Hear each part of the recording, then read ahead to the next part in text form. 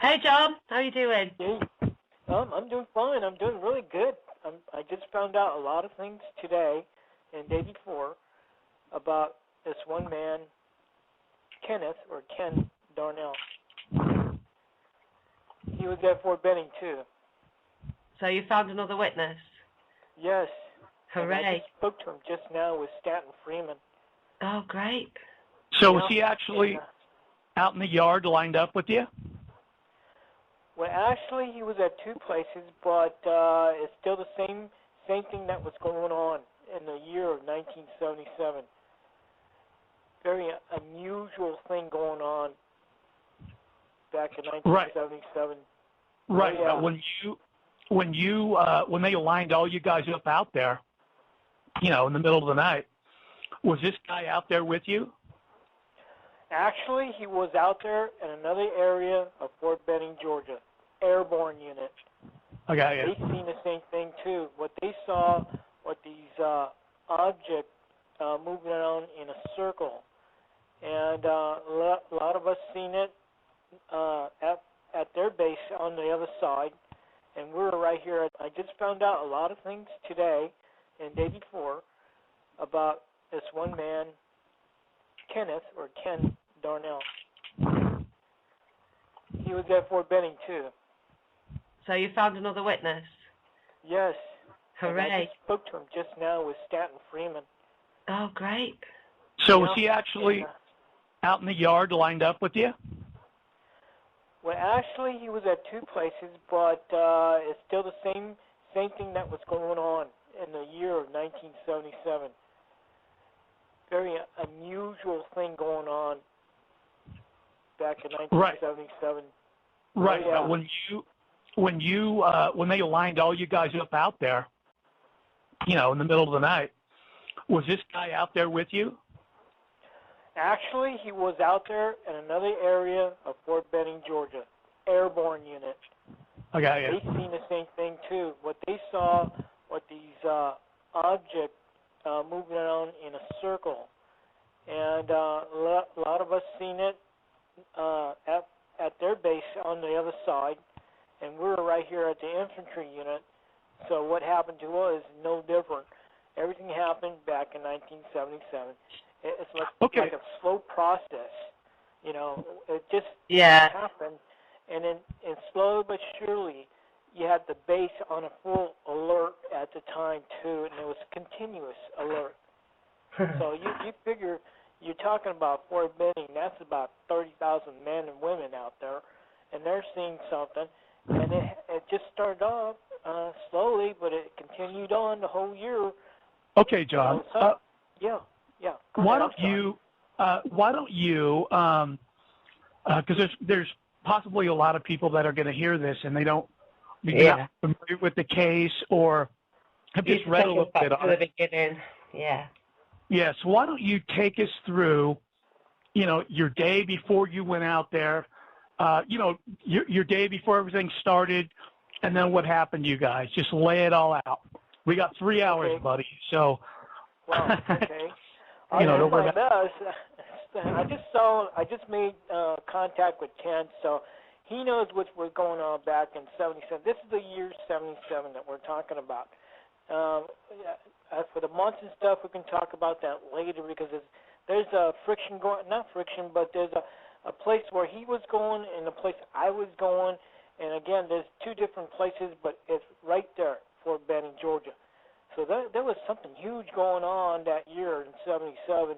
And there's a lot going on that year, a lot going on politically as well between Russia and USA, which sort of lends me to believe that there was something more to this case than, has even met your eyes or minds. But so what actually happened to you then, John, from the beginning?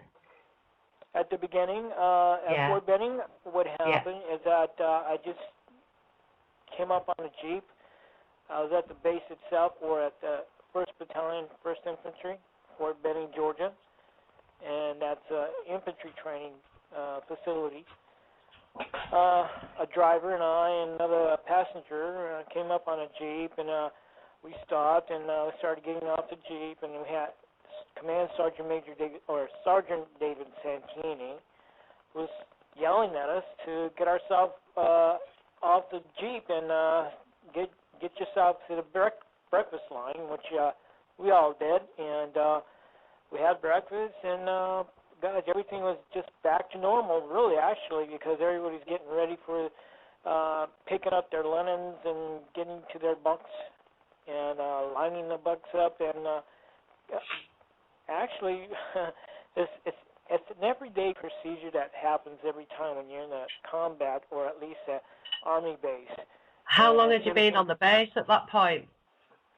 Well, we just got there this early in the morning, about 5:30 in the morning, and that's when we have breakfast, and I'm walking around, and of course all the drill sergeants. Excuse me.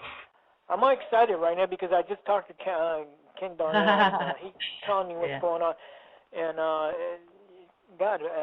as the sergeants were telling us and yelling at us at the same time, is that we have to get our bunks in line and our barracks cleaned and getting ready for the next hour and a half to 2 hours maybe, and we had to get ready for this training course about making sure we clean our weapons, make sure we know how to take all the weapons apart and put it back together. Oh gosh, that whole day has just been move.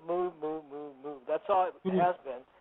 And everybody's running from one end to another. That's what we're all doing because we have to get everything ready for ourselves. And the company commanders, they're all coming out and soon and telling us what we're going to be doing. And well, that after dinner, which was about 3:30, and he was again Sergeant Santini, or Sergeant Newkirk, or Sergeant who was the other guy was I forgot his name right now, but they were all telling us you got to get yourself ready to go at any moment.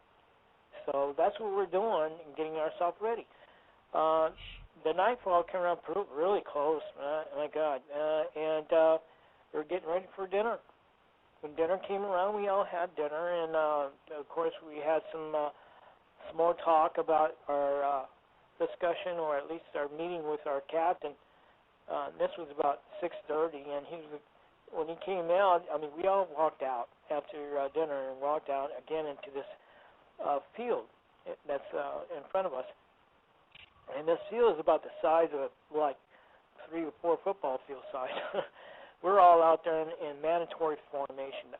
That's what our understanding is, that every man got to stand in line, and you look at a huge field, and you got like 1,300 men out there, all straight in line, and we had to make sure that everyone understand, and heard the captains, all the captains that were out there in this field, and that we were going to have a speech about our training course.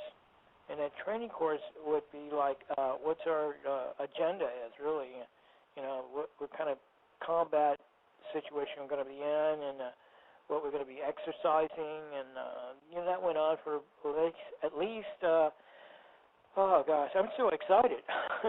Sorry, but that was our discussion we had out there on this field, and we stood out there for about half an hour to 45 minutes, and it was getting dark.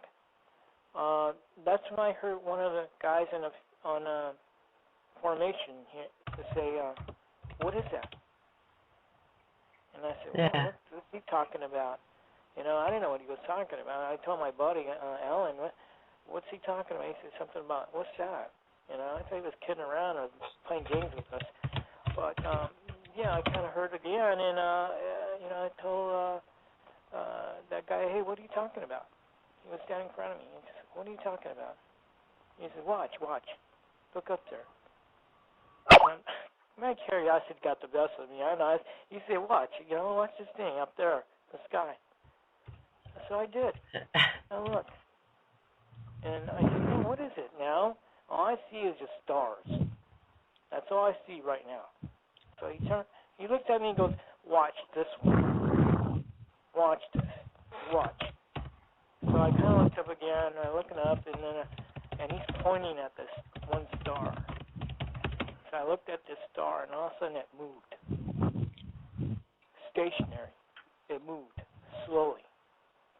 Okay, wait a minute. With a balloon or what? You know, I don't know what he was talking. The thing moved. It just moved. That was strange. And, God, I thought that was a bit unusual the way it moved, because it went across the sky real slow, gradual movement. Well, you know what? I can explain that. If you put an ice cube on a stainless steel floor, you set it there and you push it across and it moves that way, real smooth like. I said, Yeah. wait a minute, what is this? You know, I never seen anything like that before. It was like it was part of the sky, just smooth, really smooth. One of the drill sergeant, Sergeant Newkirk, he's Mr. Universe, he's Mr. Muscle Man, right? Yeah. And I said, what is God? And I'm looking at this, and Sergeant Newkirk says, hey, Vasquez, what do you think it was? And I go, I don't know. I haven't seen anything like this before. And I said, what is it, satellite? That's what my answer was. He just like came real quiet, so did everybody else. And I'm sure the captain was sort of coming out of the building, walking out, and everybody suddenly was pointing at this thing up in the sky, and we were watching it and making noises. And the drill sergeant and everybody else was doing the same thing, looking at this thing. We didn't know what it was. It just suddenly moved across, and it just stopped. When it was going across the sky, it went away, came back, stopped again, and started moving across the sky again. Closer every time it's coming back? I'm sorry? John, is it getting closer every time it's coming back? You're saying it's there and then what it did was, when it was in the sky, it was moving across, it stopped, and it went away out into the atmosphere, right? And the And sky then it gone came back again. Get loud. And did that again. Same thing. I don't know whatever it was, and I'm thinking, hey, satellite, something unusual. I ain't never seen this before. It's the first time. And we're saying it's the Russians. And I don't think the Russians had anything like this before. That's for sure. The way it was going, moving, yeah, it was weird. It was a weird kind of way of moving across the sky. It's like it was part of it. The thing was part of the sky. And, we were talking about it out loud, and we were pointing our fingers at this thing, and that's when we heard one of our drill sergeants cry out loud and say, stand at attention. And so we had to do that. We were just following orders. We had to stand at attention and look straight. And I kind of moved a little bit, kind of sort of leaned back just to see where this thing went. It was gone. I said, what was that? That was strange. It was definitely a strange object. And when I was doing it, looking at this, everybody was still standing in formation, and I hear this rushing noise coming from my left side. Hey, I'm sorry if I stutter, because I've been kind of talking to a lot of people right now about this, and my friend Ken. So what was going on next is that I lean back, and I hear this rushing noise going on my left side. And guy, there's 1,300 people standing around, just listening or watching something. And I hear the rushing noise, and the next thing I know is that everybody was standing still. They weren't moving around or anything. They were just like frozen. Suddenly I see this white, intense light, bright light, descending. I thought it was a truck. I don't know where it came from. It just showed up. I thought it was a regular truck that was, coming down a road. And I looked up, and I didn't know what that was. It had a kind of bluish outline to it, white, intense light, ball light. And I didn't know what it was. Again, I didn't know what it was. Had no idea. I look to my left again. I see most of the men Alpha Company, Bravo Company, were breaking out in formation. They're running, taking off. You're talking about 1,300 men breaking out suddenly for no reason. So I'm still standing still and looking at this thing, and it's descending closer to Delta Company, Charlie Company. Some other men were standing still, and they weren't moving, like they were froze. And this thing was descending on us to Delta Company, the last company that was there. I didn't know what to do. I mean, I didn't know what it was, what I'm looking at. So I leaned forward again when I'm standing there. I'm leaning forward to watching all this happening. And I told the guy that was standing there before me, and I was going to say something to him. I looked up, and I was going to say something. He was asleep. His eyes were closed. He didn't move. His eyes were asleep. His eyes were closed. He was asleep. So what's going on with you emotionally, John, at this time? Are you having a flight response type thing going on with you? I mean, you're looking around and seeing the guy next to you sleeping? You're seeing people running away. Are you agitated and that sort of thing, and looking for a commander to tell you what the hell's going on? Or at the very moment I was standing there, I'm thinking, what is going on here? This isn't. I've never seen this before. I mean, it's just bizarre. Suddenly, this scene just turned into something unusual, and I'm trying to figure out what is this. Now, I was in the military before at Alpha Company, not Alpha, but then another company, 4th Battalion, 1st Infantry, and I was way over there to the other side. And I'm standing there going, what? You know what? I was going to talk to some more of my friends that was standing beside me and say something about this unusual light that's descending on us and heading straight at us. My friend Alan, who was standing right to me, right side of me, and I was going to say something, and I couldn't move. I was frozen still. I just couldn't move. My feet were. I don't know how to explain that, but it was just stationary. I could not move. And I noticed some of the people couldn't move. They were all stationed, and they were all standing around. Suddenly, a lot of the other guys just take off. They just wouldn't get out of it. They just took off running. Looked like they were taking cover underneath all the buildings that we have. There's a crawl space about 2 feet high, and they're all jumping underneath the crawl space, and the others were running to the tree lines. Just scattered. There's a mass scattering going on, chaos. All right. So everybody, so let me see if I get this right. You guys are standing there. You're watching this light that's going back and forth. A little while later, this blue type light starts descending, and at this time, a bunch of guys start running away, and other guys are standing there. They're not moving, and they're like half asleep. And and the other guys just took off, and they're hiding under the barracks and in the forest or whatever, right? Yeah, taking cover. Everybody's taking cover. Did any of you have your weapons? Were you armed? No, we had no weapons. No weapons. Okay.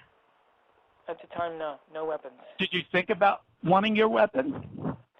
Not until we started noticing this blue intense light, and we started to run away from this blue intense light. And I told my friend Alan, help me, I can't move. He came back and pulled me away from where I was standing. And I just told my friend Ellen, take cover. We didn't know what was going on, but God, something unusual was happening. And I told Ellen, we need to go see the captain where he's at. And we went to go look for him, and he was standing behind the podium, and he was asleep. We called out for his name right in front of us. We yelled at him, wake up. He didn't move. Were any of the other soldiers, were they like screaming, or were they in terror? They were screaming, yelling, and all kinds of, chaos, madness, pure madness. Every direction you can find, every way, which way you could see guys running everywhere, trying to run from whatever this thing was. And that's what me and Alan decided to do, is run. We didn't want to stick around there. We just took off. And we ran to the second building that was there, and when we got close to the building, there was like a bunch of people underneath the building taking cover, and the people who was calling out our name, me and Ellen, is about the far to the left somewhere. And they were calling our name, and we ran over there and tried to find out what was going on. You know, we started arguing and cursing at each other and going off at each other about what's going on and who's doing what and where's the captain is, where's the sergeants are, and man, you talk about getting into almost a fight with each other on this. Yeah, I can imagine, because you're on a military base that you know, everything is in order, everything's all planned. You have, you know, ways that you're supposed to act and ways that you're supposed to. I mean, everything is regimented down to getting your food, you know, to making your bed. So when something like this happens, yeah, everybody's all just, you know, it's mass hysteria. That's exactly. We all became unglued about what the whole thing was about, because this was so strange and unusual. I mean, why should they say that? Because this light, intense light that we just saw, I thought it was a game or something going on, maybe exercise, advanced exercise going on. Because they have, you know, what I hear in the military, there's always some kind of covert operation going on at any time. Who gets involved? But I mean, this was the JAWS weapons attack system, wasn't it? The JAWS attack weapons system that was going on at the time. Yes. And that involved stealth helicopters that had the ABM lasers on them. There was also the 747 that they were working on, the Boeing that also was part of the anti-ballistic missile program, which incidentally the treaty between the USA and the USSR collapsed in 1977. It didn't collapse, it came to an end because it started in 1972 and lasted till 1977. And that was the same year that America sold Russia a 40-ton mega magnet for the woodpecker system. So I think that it's no coincidence that for 5 years we've got hardly any activity going on as far as anti-ballistic missile research is concerned, because both Russia and America agreed to stand down and only point 1,300 missiles at each other or something, rather than 13 million. And so I don't think that it's a coincidence that this anti-ballistic missile treaty collapsed, and then in 1977, the magnet in 77, and this joint attack weapon system exercise. And as well as that, we had the behavioural sciences research project being conducted as well. So, you know, and that started in that year. So I think there was a lot going on in 1977, which could point in another direction from it being an alien encounter to some kind of weapons attack system testing. I mean, you've been there hardly any amount of time at all. You're told to be ready for anything at any time, and then all of a sudden you're in the middle of a speech and all this starts kicking off. That smacks to me of this element of surprise thing, which is what they wanted to figure out, and you know, to get the men to be more cohesive, rather than scatter, say, like you did. You know, you have a contingency plan, but they wanted to know what people's behaviour would be like in real life scenarios, so they had to generate these situations that seemed to be like real life scenarios, but they were actually monitoring the behaviour of everybody involved. I'm not saying that is exactly what was going on with you, because there's a lot of other things that I've read that have been said and that you've said that have resonated with things that had happened to me, which I can't explain either. So you know, and I've not been in the military, so it's nothing to do with anything like that. So you know, in that year there was so much going on that we have to look around the outside of of what's been happening and what happened to you guys, and know that they really have very little regard to life, and they have all this crazy technology that they would just, they don't mind testing it on just about anybody.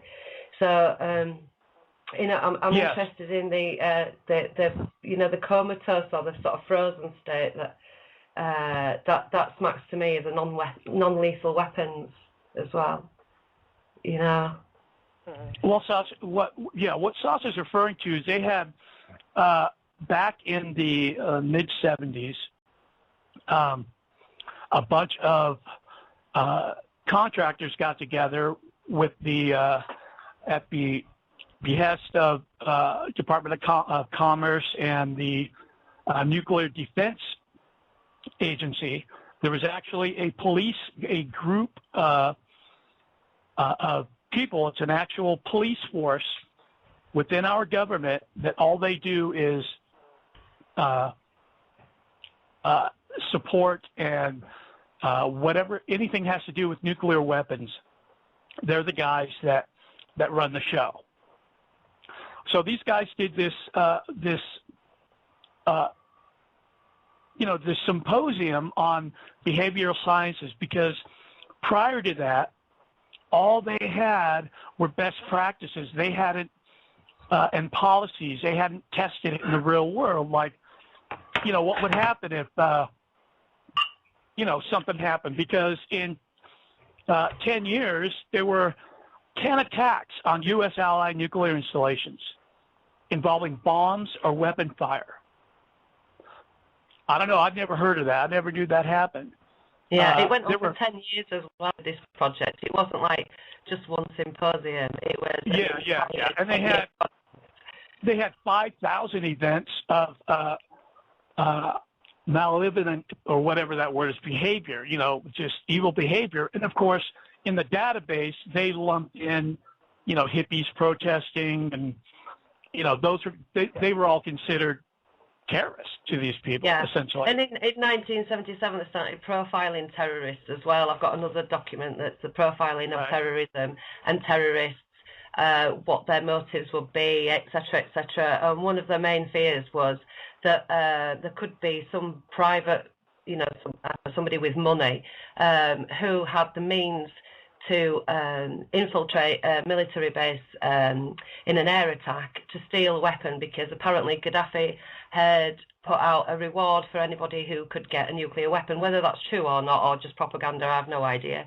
But at the same time, this is the excuse they were using, that somebody with the money and the means could actually infiltrate a base, and therefore we need to make sure that we are prepared for anything. And that is airborne, ground, internal, on the ground, external. But the airborne attack scenario was one that they were really concerned about. So, and that started in 1977 as well. So all these things started then, and I knew how this happened.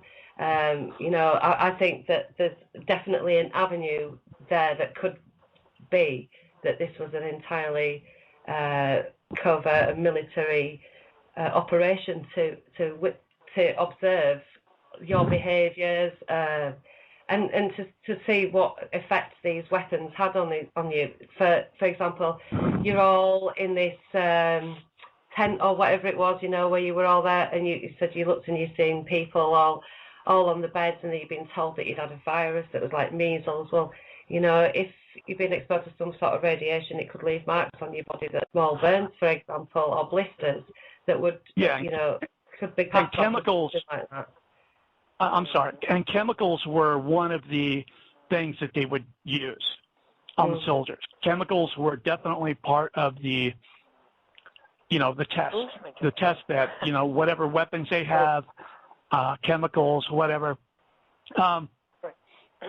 Now, I'm not necessarily saying that that's what happened to you, dude, John, but... Yeah.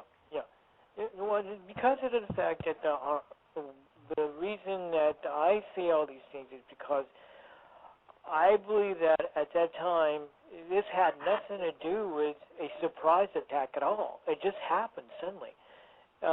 It sure to me it wasn't a exercise at all. It was a sort of a kind of not a setup at all. It just happened suddenly. It just happened. Well, they're not going to tell probably anybody on your base, even the commander. No, they're not going to say nothing, of course. Yeah, they're just going to do it. I find it interesting as well. You've got who was it? There was was it Major James Norton? He was there. No, there was you had somebody who was on the base who was not normally there, who just happened to be there, you know, and it's like, well, that to me is too much of a coincidence as well. Command Sergeant Major James Norton was there, and he knew exactly what happened to him too. And now I'm hearing Mr. Kenneth, I forget his name already. Ken. I can only mention his name right now. First name Ken. I've been talking to him for 4 hours with him just hours ago, and I forget his name. I'm sorry. His name is Ken, and Ken Darnell, and he's a correction officer, and he was at Fort Benning at the time in 1977. And again, I just spoke to him about our incident, and he telling me that back in 1977, the whole base was going through some kind of unusual event, like every other month or something. Something was striking us. I guess all I can say is that actually fits with that document and the persistent attack scenario that they wanted to just completely keep on and on and on, infiltrating the base, or having continuous alarms and scenarios going off. It happened on the Bentwaters as well. You've brought up yourself the similarities between the Rendlesham incident and your own incident, and I actually think that was part of this psychological behavioural study and the weapons testing, and various, not just weapons, but technologies. So you keep saying things that just absolutely smack of the Rendlesham case. And,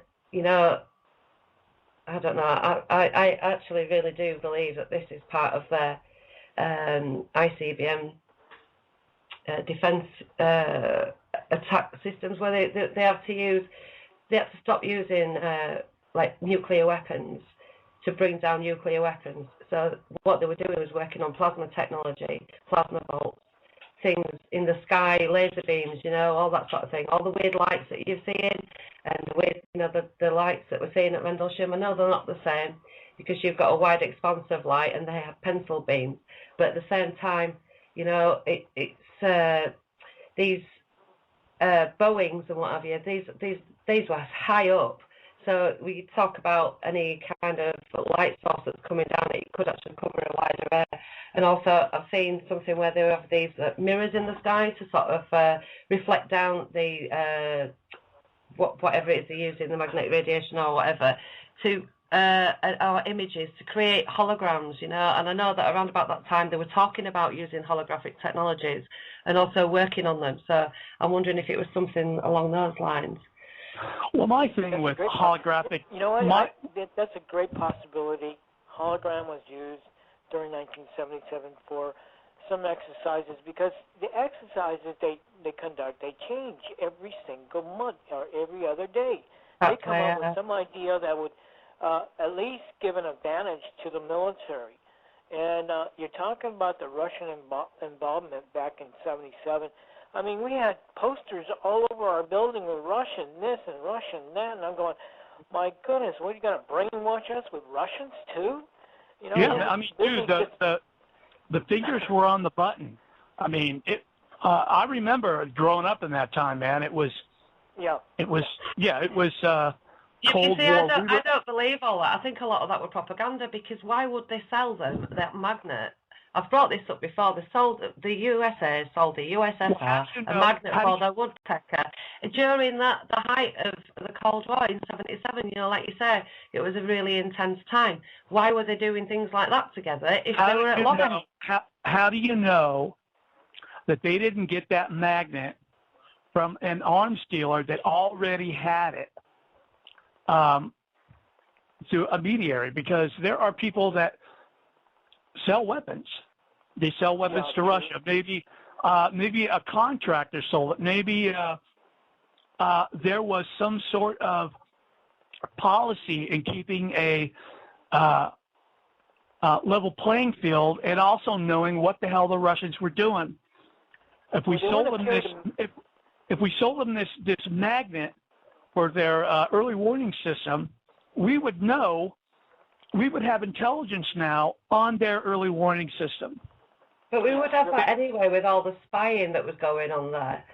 You know? And the reason that I think that the magnet you're talking about was not even processed through the military yet, because we're talking about what I've seen back in 1978 of us using titanium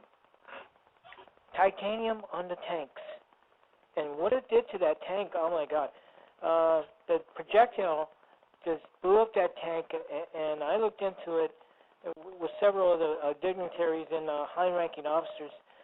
They asked me to look into the tank and see what I see. And what I saw was this metal piece, it melted. It melted away.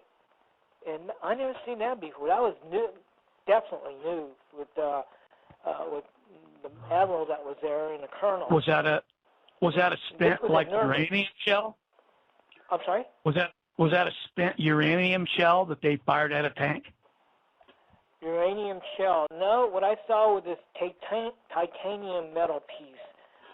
It was a projectile. It was a projectile that was used to fire at this Panzer tank back in '78. And I looked into it, and this thing was, oh God, it just melted away the steel like it was butter. It was like butter. And this, not Colonel, but, oh God, it just melted away the steel like it was butter. It was like butter. And this, not Colonel, but, the Colonel and the Admiral that was there, I told him what I saw. He was satisfied. And when we took off after that, my captain, who was driving for him, I asked him, what was it I saw? What is that thing? I never seen this thing before. I had to ask him. And, of course, he says, you know what, John?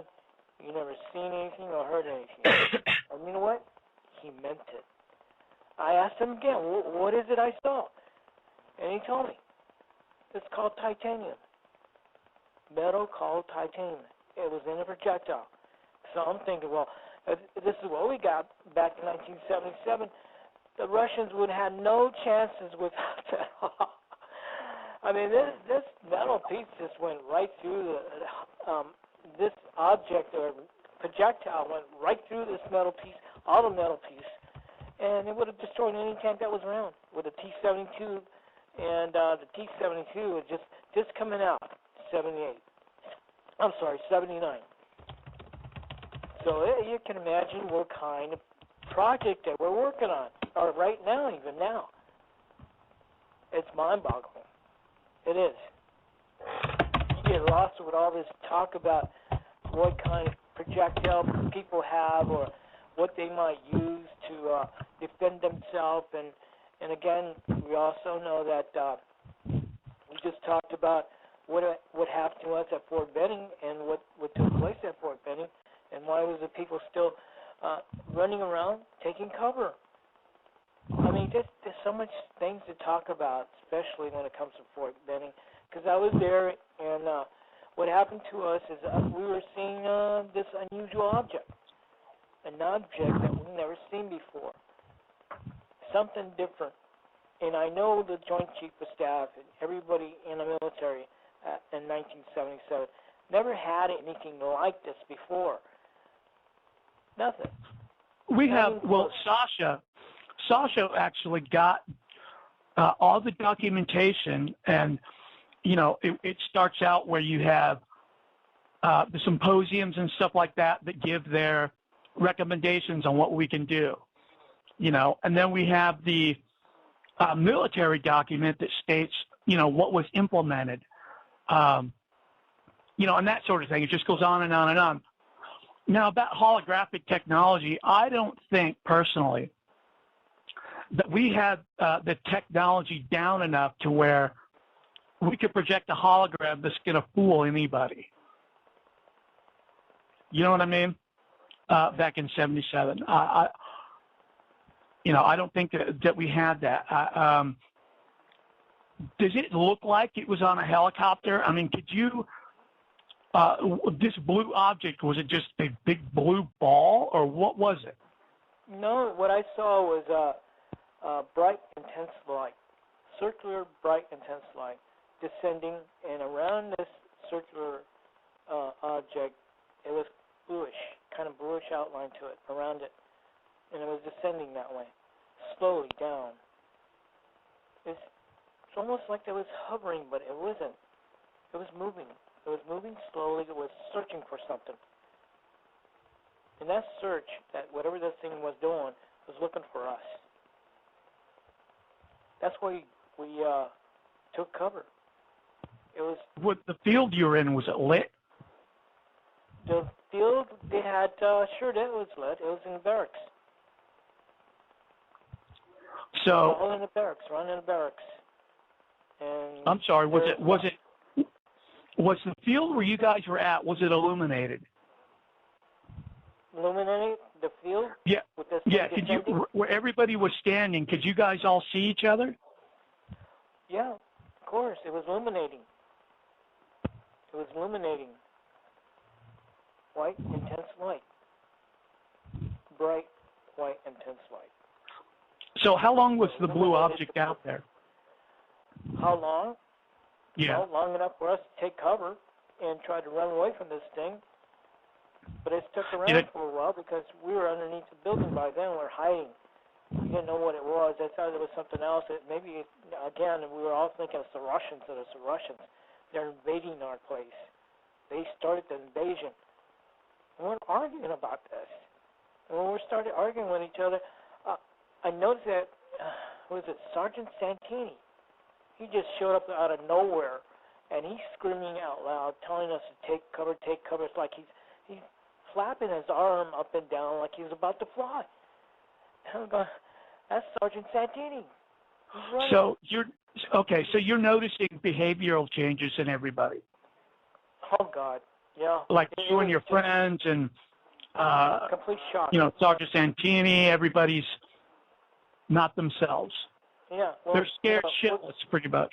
Well, that kicks in. That kicks in because you're military, and you're practicing a lot of awareness with yourself and the drill sergeant and everybody else. When something happens, you got to be ready for any kind of motion. So you're out there. I'm sorry. Go ahead. Yeah, but everybody, your training didn't help you because.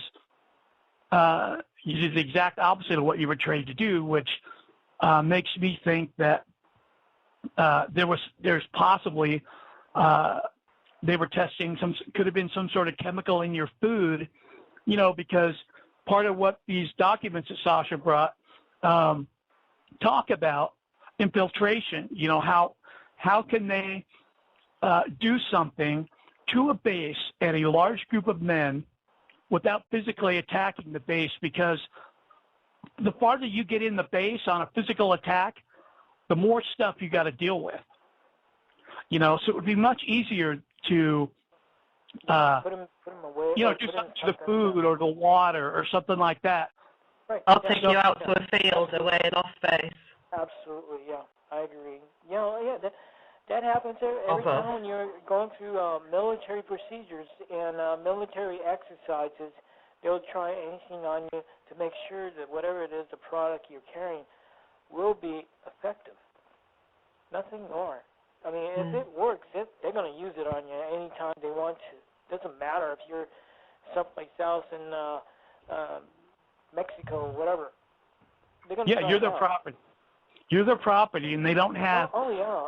They don't have any liability. They Well, don't have any. we've seen this in the Gulf War with the Gulf War syndrome. The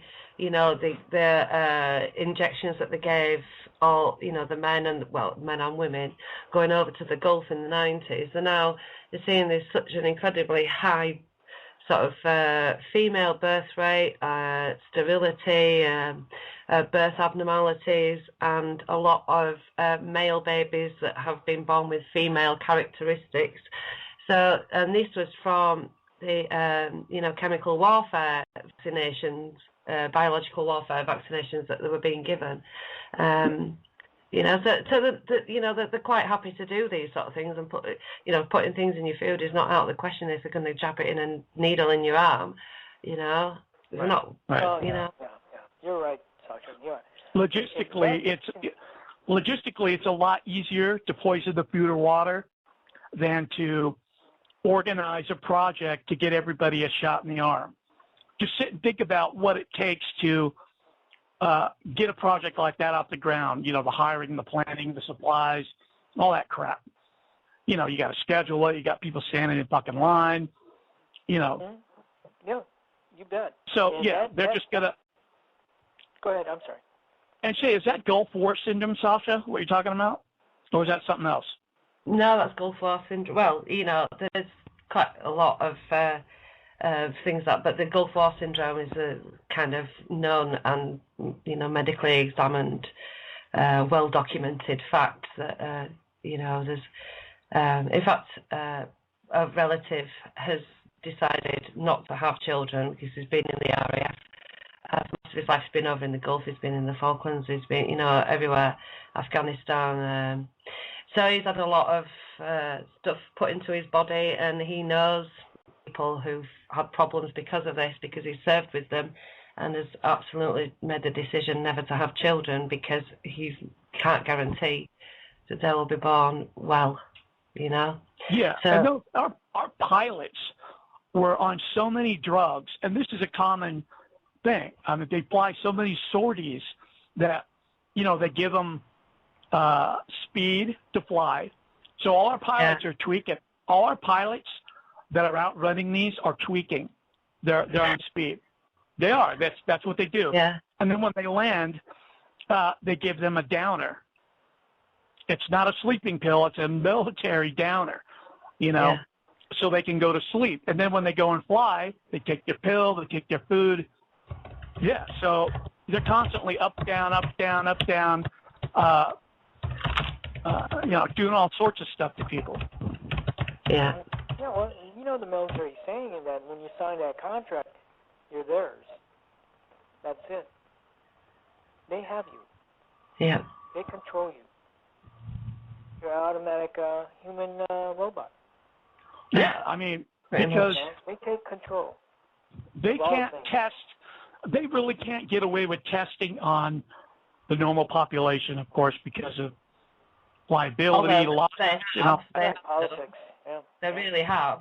They have done a lot of chemical and biological testing on the normal populace.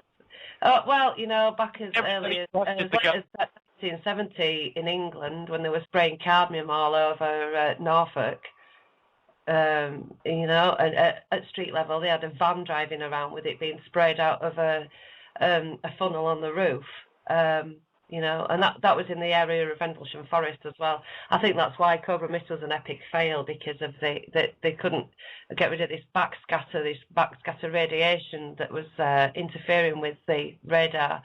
And I think it was the amount of cadmium that was sprayed all over the place that was giving these readings, So that they don't have a beef with testing on civilians or, people in service. They don't. That is actually proven. Well, I don't think I think they had done a lot of testing. It's just that they didn't anticipate a lot of times like environmental variables and that sort of thing. And, they fucked up. Yeah, majorly. And that's how they do it. I mean, there isn't even a record that can quantify the amount of cadmium that was sprayed over that area, because it just was so ridiculous. It was like considered to be a very high amount, you know. So they didn't even keep proper records. I mean, and this is only 1970s, that long ago, you know. It was still going on at the same time too, with this new project that they talked about, and that was called JAWS. Yeah, that's Joint Attack Weapons System. Yeah, and that was in 1977 when that was held. So I think that's exactly what happened to you guys, and that involved the stealth helicopters. It was also the laser ABM systems, and you're seeing lights, and you've got all this weird electromagnetic stuff going on. I listened to a radio show with Mel Fabregas and Paul LaViolette. And Paul LaViolette was talking about some particular technology that make things disappear. And what he described was exactly what you described when you put your hand out underneath, when you were hiding under the barracks, and you said you put your hand out and it vanished, and you couldn't even see it. He said something that was that, and I was in the car driving, and I had it on a CD, and I went, oh my God, that's exactly what John said. And I cannot find that CD, and I've been looking for it because I wanted to listen to it so I could tell you exactly what it was that he said, because whatever nugget, they've got the bit of gold of that has just absolutely evaporated from my memory. But I am going to find that interview again, and I'm going to listen to it, and I'm going to tell you exactly what he said, and see if we can match that up, because, you know, it actually runs along the same lines of my thinking. No, so I think that was part of the, one of the weapons that they were using. And also, the guy's falling asleep, and, you know, it's like, you remind me of Larry in a way, because you're sort of short and stocky, and he's short and stocky. Now, your friend who came to help you when you couldn't move, was he quite tall? Was he taller than you? When you were frozen to the spot and you said you couldn't move, and all this was going on, and you said, I can't move, please help me, and your friend he came back and he pulled you away from it. You know, what was his body type? Was he taller than you? Was he like all about the same? No, same height with me. Yeah. He was, yes. We were, reacting to the situation. That's what we're doing, both of us. Yeah. And the rest of the people too. And they looked, they were screaming, yelling, and carrying on, and everybody was running around from one end to another and trying to find out exactly what was going on. And I was surprised that there were some more people staying in formation, and they didn't move. Mm. What kind of sound waves were they using? Were they using something different? Yeah. Was it the light? Was it the light that was showing from this? Go ahead. Yeah, you have like 3 different behaviors that were exhibited by the soldiers. You had the ones that just stood there and, just kind of la la la, they just sat there. You had the ones that ran for cover, and you had other people who were just like you, who were trying to figure out what the hell was going on. Now, if Russia hits one of our nuclear facilities with one of these weapons, and it zombifies our guys, or they go nuts and start, that's really bad. So it could have been a case to where Russia also had this technology or something like that. And this whole thing is about behaviors and what people do in situations that are beyond their control, like getting hit with a massive amounts of EMF. I mean, that will, that'll whack people out. But they don't want people that are going to be running around screaming for mom, in a nuclear facility, in the ground. You know what I'm saying? Yeah, so absolutely. I would imagine that those people were, in their careers in the military, I bet that those people were not given high clearance and stuff like that because of this test. Because one of the things these documents say is that, listen, we got guys that are running these nuclear facilities in the middle of freaking nowhere. And to a lot of soldiers, it was a death sentence. It wasn't a good assignment. So they didn't want these guys leaving the military with all this knowledge about our nuclear sites and everything, and being unhappy and having a barrier, grudge, or whatever. Yeah.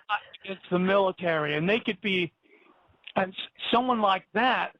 But also we've got people who have come back from terrible, terrible combat situations.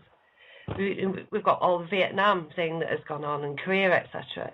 And one of the problems that they had were people who were emotionally damaged from the things that they'd seen, who were still in service and were on guard as MPs or whatever on these nuclear bases. And one of the examples that I think has been brought up is in Larry's book at Left at Eastgate, when he was saying that when they were on guard duty on a particular gate and they got shot at from the forest. And this guy, Russ, went absolutely nuts, and he was screaming about Charlie and all the rest of it, and he had to be carried off, and he was discharged then. So, and that was to bring up an example of, look, we've got this kind of problem, and then using other tactics to highlight other areas of problem. But, and I think the instability of some of the men that were still, they'd survived the combat situations they'd been in, and because of that, they'd ended up on sort of like, I say, a quiet base in rural England, and like you say, Guy, these people, there was like a high turnover of staff, if you like, so people were leaving the Air Force, etc., and they had intimate knowledge of the work, where everything was on the bases, and like you say, they could be disgruntled or whatever, and quite easily coerced into handing over information to some kind of terrorist cell, as we call them now, for cash, because when you discharge from the army, what do? You got to go get a job like everybody else. So that was one of the problems that they had, and they operate a cradle to grave policy now, so that once you're in, and that's it. I don't quite understand what the cradle to grave means. I think it sounds a bit anonymous, ominous, but they wanted a certain type of people, and what I've noticed is that, like the guy like you and Larry, you're the similar kind of size and shape and everything, and they did these tests on negative ions and body types, and they found that people who were kind of short and stocky actually managed them more than the people that were tall and thin. So I think I think there's definitely something more terrestrial going on with what happened to you guys.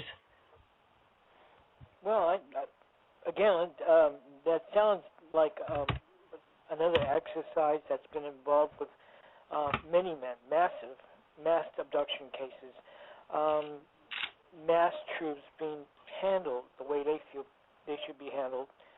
And keep going back to how we were there and why we were there. It was just a normal routine procedure that day. Yeah. Nothing new about us standing there and talking about ourselves. We're all being acquainted. That's one thing. Yeah. And we didn't feel anything rushed. We didn't feel like we've been. Well, let me put it this way: the weather in Fort Benning was muggy. Okay, I was perspiring by standing there. It was a really muggy day or muggy night. Yeah. It was night. It was nighttime. It was nice. So we continued on with this formation. So you got this mass formation standing there, about 1,300 men, and waiting for the company commanders to make their speech. And suddenly, within a blink of an eye, we feel this. I felt a rushing noise. I hear a rushing noise to my left, and none of the men ran. Well, some of the men just stood there, as if they were somehow given what can I say? Some kind of treatment in case for them to stand there, frozen. Others reacted like a human being would react on something unusual or fire. We moved. Basically, when you're in the military, you do a lot of exercises when you jump from one area, one spot to another, because that's the way combat is all about. Yeah, and what happened next is that when I was talking about Sergeant Santini screaming up and down, he took off. We lost him around the building, and suddenly we saw this bright, intense light come down from the second floor. I don't know what that was. It looked like a round piece about the size of a melon. Come down, descended. And we raced after him, Sergeant Santini. We lost him behind the building, but we did hear a slap and a thump, and we're thinking, hey, something happened to Sergeant Santini just now. He hit the floor. One of us, Hackett, crawled over there to find what happened to him, and we found him. He's lying on the ground. Crying like a little girl. Hey, I'm thinking something or someone shot at us, or whatever this ball that was descending downwards, a smaller ball about the size of a watermelon or melon. It struck Sergeant Santini. We got into it after that. I mean, I just said, we're the M16. My God, we ain't going to die like this. We started looking for this M16. That was our reaction. We started looking for this M16, and everybody in that building underneath was screaming at each other and telling each other we need to do something about this because, all I hear is a bunch of screaming going on in formation, in that large formation we left behind. And I told him, what was it? Jones, yeah. I told Jones, hey, we need to go out there and help these guys. And he just turned around and says, no, they're already dead. Forget about it. I said, what? Well, they sure as hell wouldn't have wanted you guys having weapons. I'm sorry?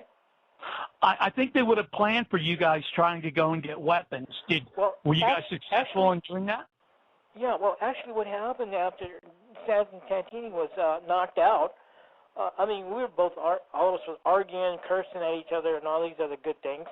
I think Hackett and I crawled over to where the captain's building is, and we went in the building, and, nobody was there in the building. And I'm going, where the hell is everybody at?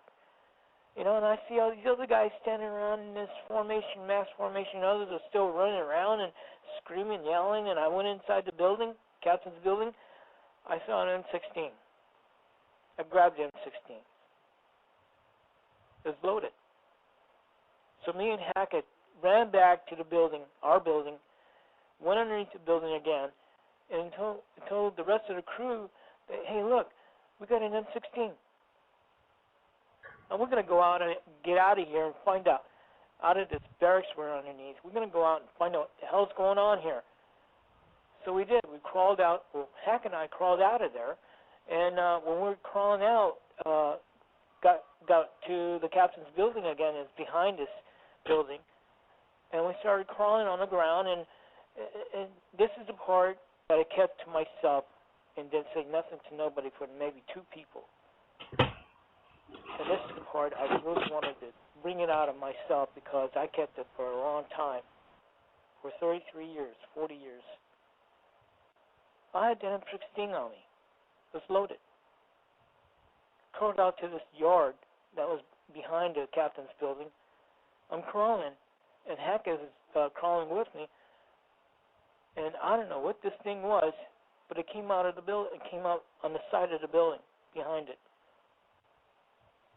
This thing was about a person or a light or no. What it came out. What came out of the building? Well, it was on the floor. It was on the ground, not actually on the ground, but about 2 inches, 3 inches off the ground. It floated across the ground. What floated? I looked at. I'm sorry. I looked at it. I looked at it, and so did Hackett. He looked at it, and now Hackett is screaming at me, going, "Shoot him! Shoot him! Shoot him!" I didn't know what to do. I just froze. I had the M16 aimed at it. It looked like two arms, long arms, 2 legs, and it had a bald head. And you know what? Well, Hackett was screaming at me. I shot it twice. It fell backwards. Hackett was telling me, you killed it. I couldn't believe I did that, but I did. Right, so, okay. It got up. Wait a minute. Let me finish this part, please. It got up like a springboard.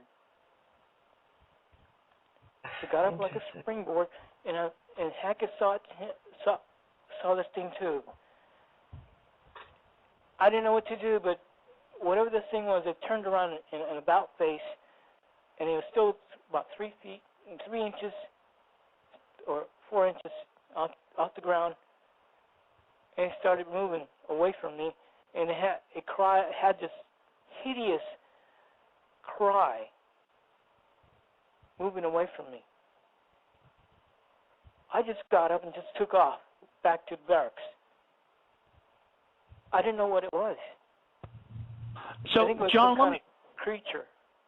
Let me ask you something. Yes, I know. What was your military career like after this incident? I went to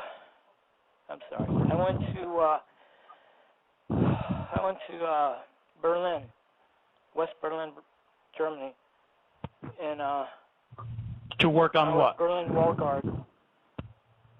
I was guarding the Russian border, and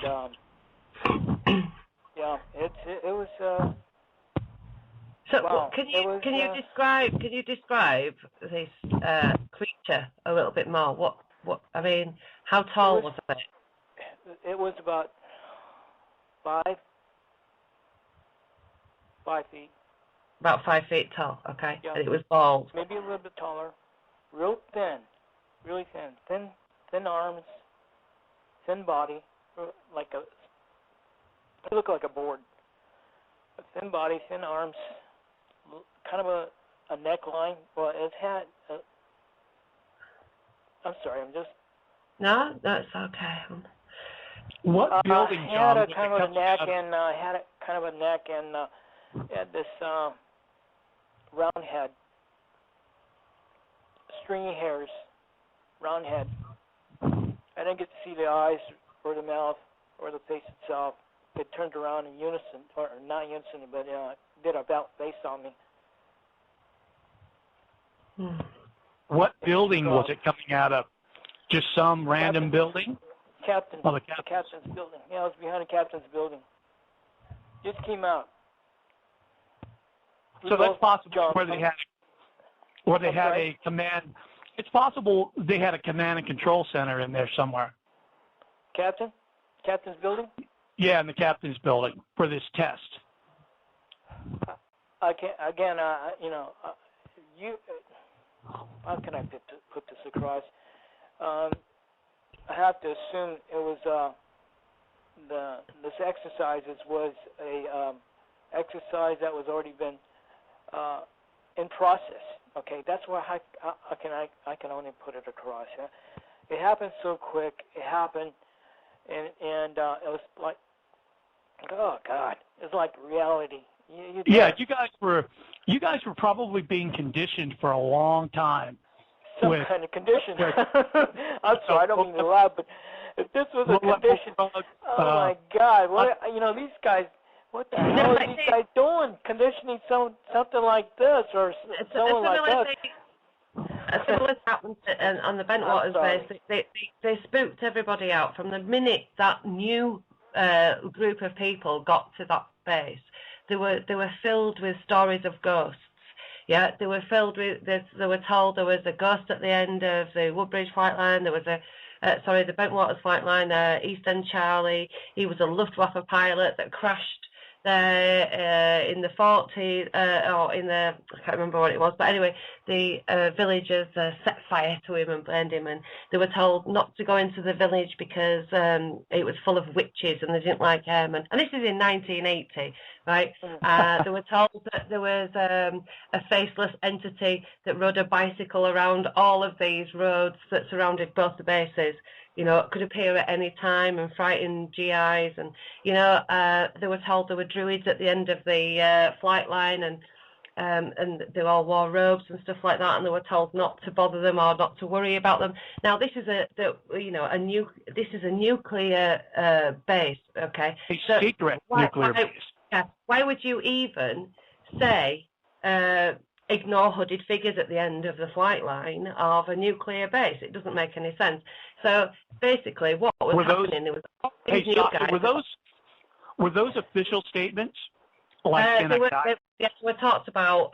They were not like given out as official warnings, but no, they were talked about by commanding officers and their instructors at yes. So they were absolutely spooked out from the minute they got there. Say like Larry and all the other guys that sort of turned up on that, in that sort of kind of that recruitment drive or whatever. When they all got onto the base, they were totally spooked out right from the offset, you know. And I think that was part of the kind of conditioning into being completely freaked out, alone on a gate somewhere or a post, you know, a sentry post. And right, there's a few people that I've spoken to that were all kind of like seeing something, or, you know, were on duty on those bases, and they were all completely spooked while they were on their own, because they'd got their heads filled with East End Charlie, and there'd been a UFO sighting in the November before, and that wasn't actually a UFO event. It was two A-10s crashing during an exercise, and you know, two people died during that, but that has actually been relegated to UFO folklore, and also smudged the Rendlesham Forest story, because there's this rumour of somebody, there's been some sort of search in the sea, some sort of search in the forest, a pilot ejecting and blah, blah, blah, all of this stuff. And it all really happened. And the radar tapes being collected just after the December event that Larry was involved in, at that time, was actually probably the radar tapes being collected from the A-10s crashing, you know. So a lot of things get relegated to UFO folklore because it is absolutely totally it's not folklore, because they know exactly what they're doing. They know what but for us, the people do is that they take something that's a rumor or something that was on a bulletin board 20 years ago, and they make it fact. And then all of a sudden it's fact. You know, you got Nazis on the moon and Antarctica. You got all sorts of crazy crap. You know, shootouts with aliens in caverns. I mean, that's fact to people. I mean, that happened. You know, that might as well be in the history book to a lot of people. And the military knows this. Now, as far as Rendlesham goes, I'm still on the side that this was an extraterrestrial event. Absolutely. So far from that. I used to believe that, but I do not at all now. Not at all. But Burroughs and Peniston, yeah, Penfold. have taken a credible account that was backed up by recordings, notes, lots and lots of witnesses, whole bunch of things. It's almost like the perfect case in a way. Mm. And they've turned it into a fucking circus now, because all of a sudden they're celebrities. And you know what UFO people are like, to how they put all these other people on pedestals, you know, and all of a sudden they're at conferences, they're getting paid, and they're like, hey man, got books coming out, we need to start writing them. We're running out of material, you know. repeating this story over and over and over, and all of a sudden John produces a piece of paper. Oh, I forgot about this. I touched the ship, and the aliens downloaded this crap into my brain. No, it wasn't aliens. It wasn't aliens. It was Jim's book, and it was Jim that had this binary coordinate. And yeah, no, it didn't. Really? I'm like, really? You just now remembered that? I would have thought that was some important piece of material, and now he's got a book coming out, and now all of a sudden, they're time travelers now, and all of a sudden, all the people are just hanging on their words. No, they're not. From now, Rendlesham Forest event will be time travelers. That's the way the UFO community works. They're going to take this 10 years from now. I bet you that's going to be what people are going to say it was, because the guys years and years ago who were there said that. It's going to be taken out of context. But, well, I don't know about that. I think basically that theory will go into the bag with all the other theories, and people will pick out the one that they like the best, like they do with everything. It's like, the people who believe in aliens will pick the alien theory, people who believe in nothing will pick the military theory, and people who think that, time travel is possible, and we've got all these crazy alternate parallel timelines going on, we'll go with that, Not everyone's going to believe this, that, or the other. It's just a mess, and it is more of a mess now because of this. I brought out my theory, and I was accused of making it all a big mess. And I'm like, it already is a mess.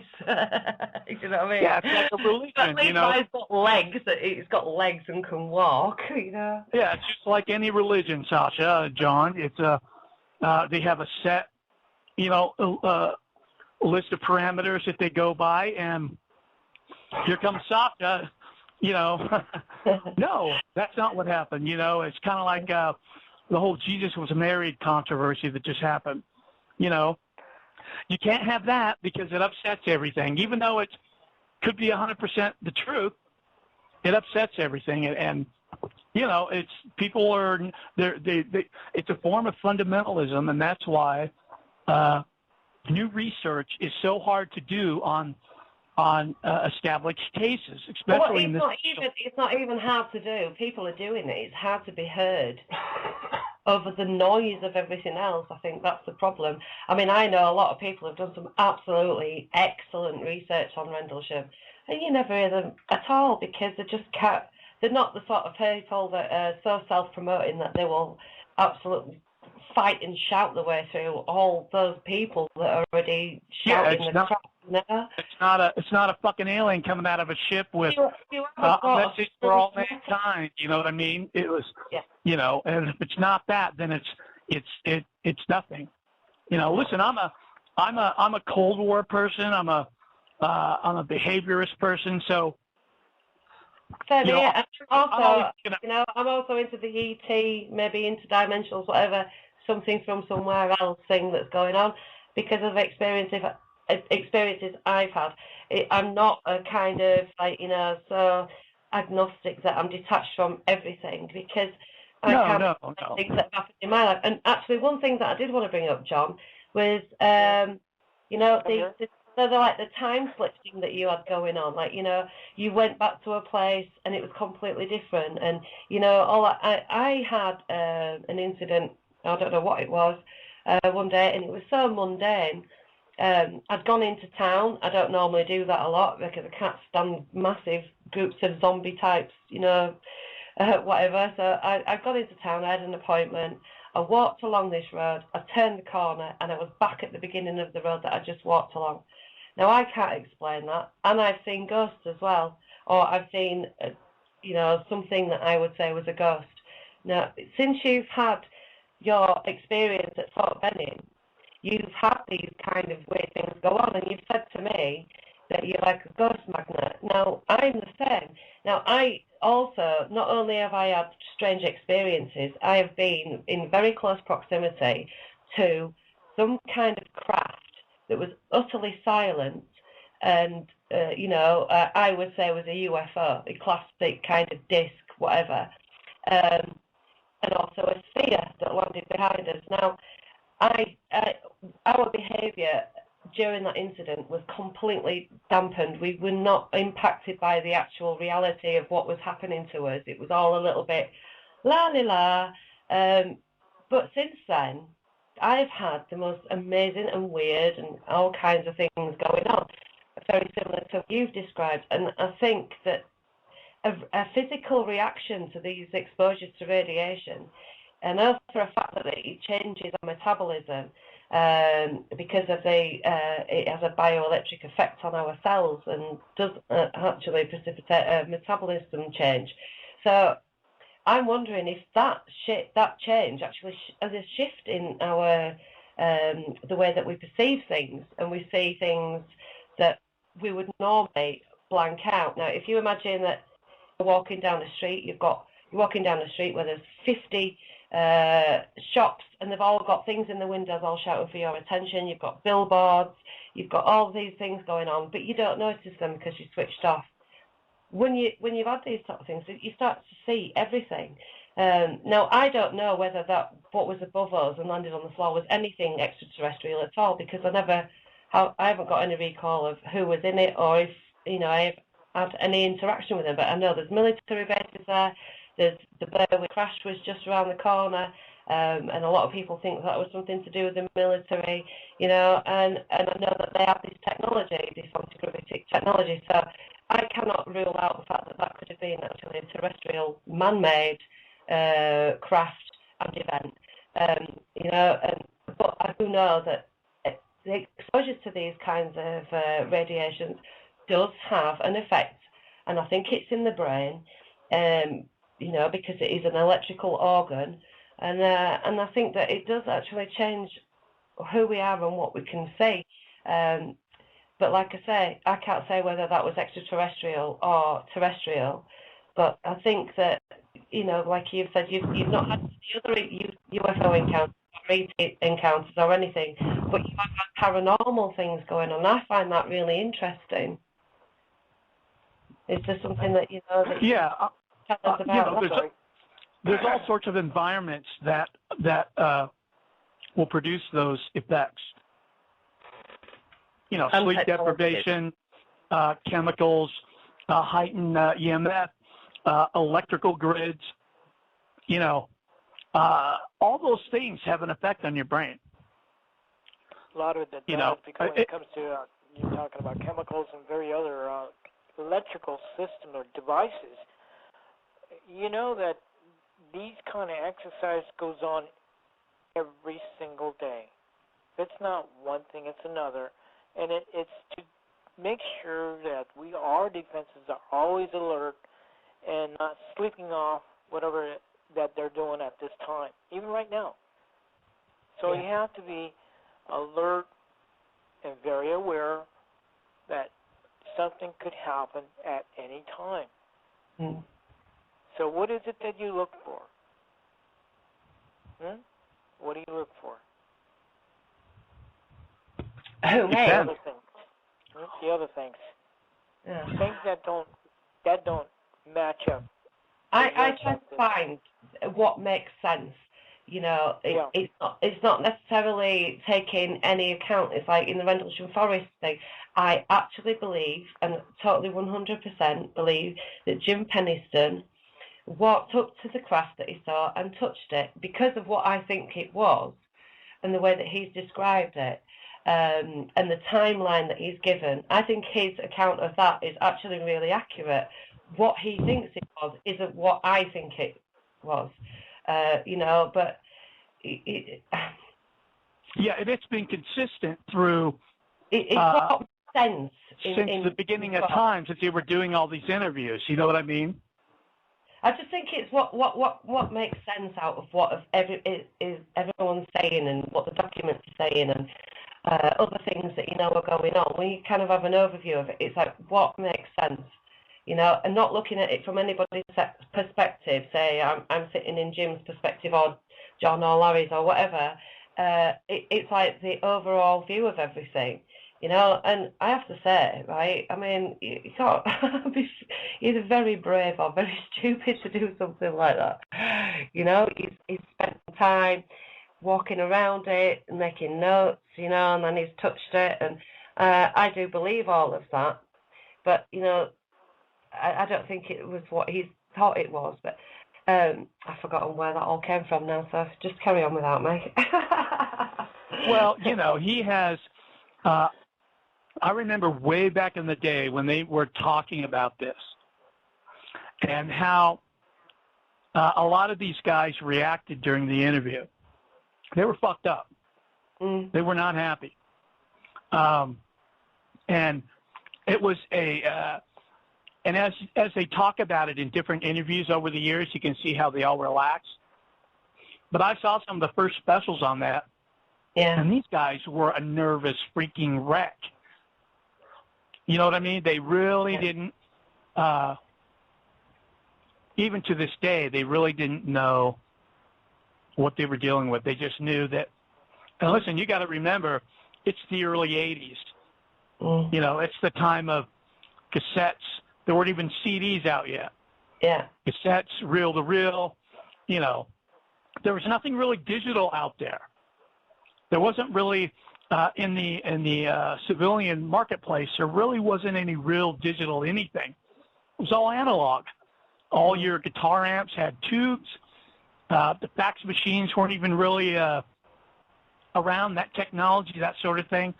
It was around. It was used in scientific places. But, it's just that type of stuff that I think about when I'm thinking back to, these third-party companies and entities that have, the contracts to work on stuff. And, Sasha, you were saying that a couple of them, you did research a couple of these countries and they went, or companies, and they, it led you to anti-gravity research, and it led you to, holographic. It was plasma technology that it led me to, yeah. Yeah, and the companies involved like JCAR, and JCAR worked for Star Wars. I don't think was there to where we could implement it in a fashion where we could actually do a test on. But that's no. I'll disagree with that. I'd say that they had the idea of it, yeah, and that the kind of means, but not the know-how. So testing something what you think might work isn't like saying, oh well, we've cracked it. It's like, does this work? Let's try it out.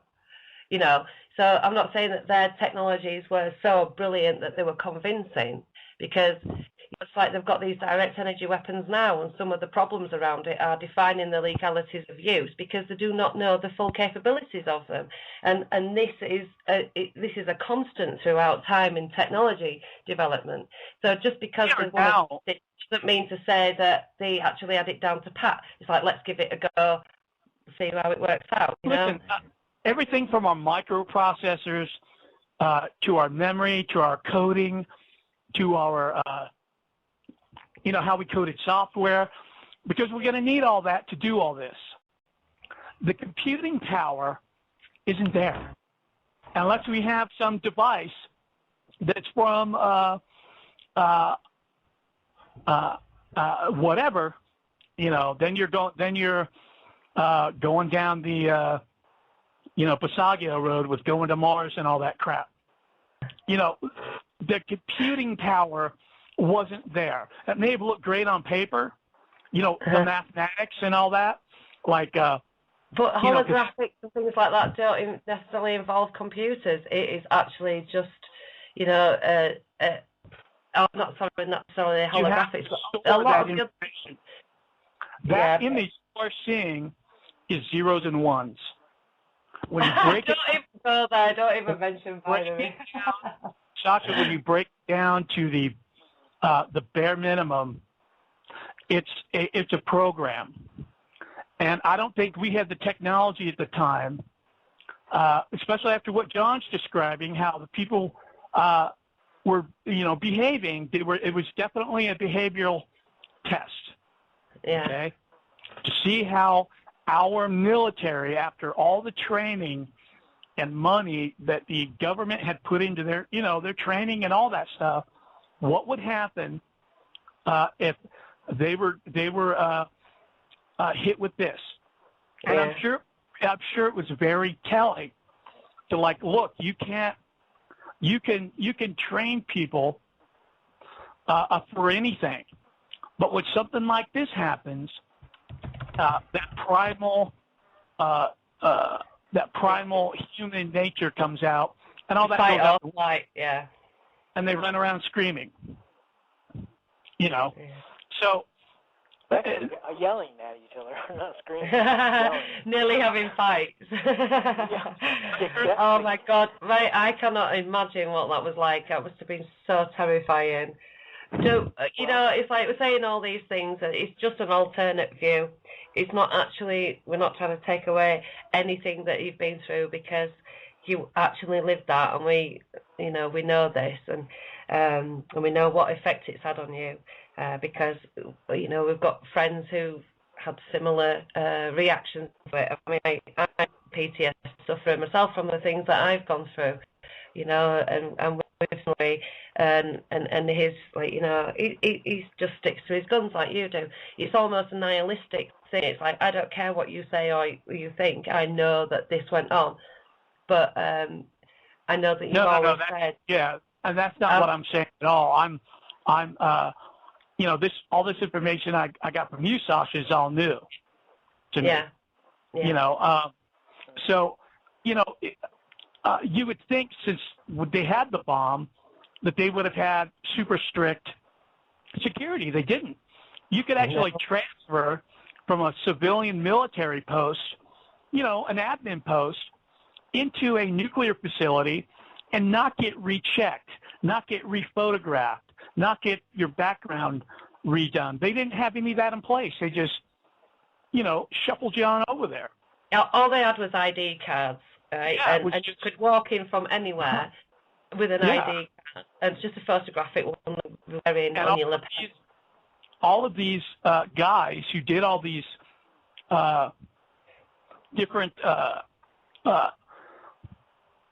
you know, studies on nuclear security, they all worked from the government, you know, decades earlier, and they were all disgusted and left. You know, and now they started these companies because that's the only way the government would listen. They wouldn't listen internally at all. That was a huge thing. You know, you have these guys at the nuclear sites who were all pissed off because they're stationed there. They started doing incentives. You were talking about cradle to grave, Sasha? Yeah. Cradle to grave is when you go into the military, you know what you're doing. So you're going to be doing, you're going to go in there under, you know, they do all this in boot camp, and they have all these different classes and everything to decide where you're going to go, or the military decides where you're going to go. If you go to a nuclear to where you're dealing with that stuff, from that time on until you leave the military, that's your job. Yeah, but you see, well, when you leave the military, you've still got intimate knowledge of the base that you've been on. And you could still be compromised and coerced into handing over this information.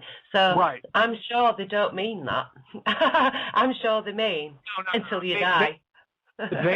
What they did is they started doing things at the nuclear sites by compartmentalizing things to where not everybody knew everything. You know, nobody knew anything than what they were supposed to be doing. Plus, they compensated these people. They gave them all sorts of perks. Yeah. So they didn't feel like they were getting a shit job. They were getting, holy crap, I'm working with nukes. Yeah. You know, and especially this nuclear defense group. These are the guys that George Knapp ran into when he was investigating that downed object in Needles, California a few years back. He didn't run into the Army. He didn't run into the local police and all that. He ran into a caravan of some badass mofos who they realized George was following them or whatever. I don't remember the exact how they came together and started talking. But the guy immediately recognized George because he's from Vegas. I mean, that whole area right there is. And he kind of started talking to George, and he's like, you know, under other circumstances, you'd be dead right now. they had a truck, I guess, that was open, and there was this device in the back. He had no idea what it was. He had, he really couldn't. It was just some freaky technology, and they were out there recovering that object. I don't know if it was terrestrial. Some guy fishing on a pontoon boat on the Colorado River saw it crash, and he's like, that's nothing we have. Well, you don't know what we have. You know what I mean? Yeah. but it crashed, and those guys went out there to get it. Those guys are like the top, inner police force in the country. Those guys probably do a lot of stuff, that's kind of their whole realm of existence probably got wider and wider and wider over the years. Kind of like the CIA, all the crap they do, So, I mean, who fucking knows what those guys are doing, Yeah. Yeah, I agree too. What's that? So, I was wondering what this. You said you've been talking to Ken earlier today.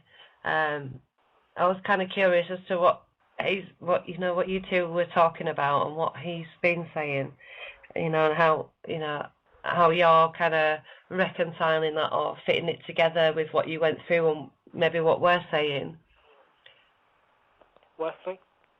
You've been talking to Ken earlier. Yes.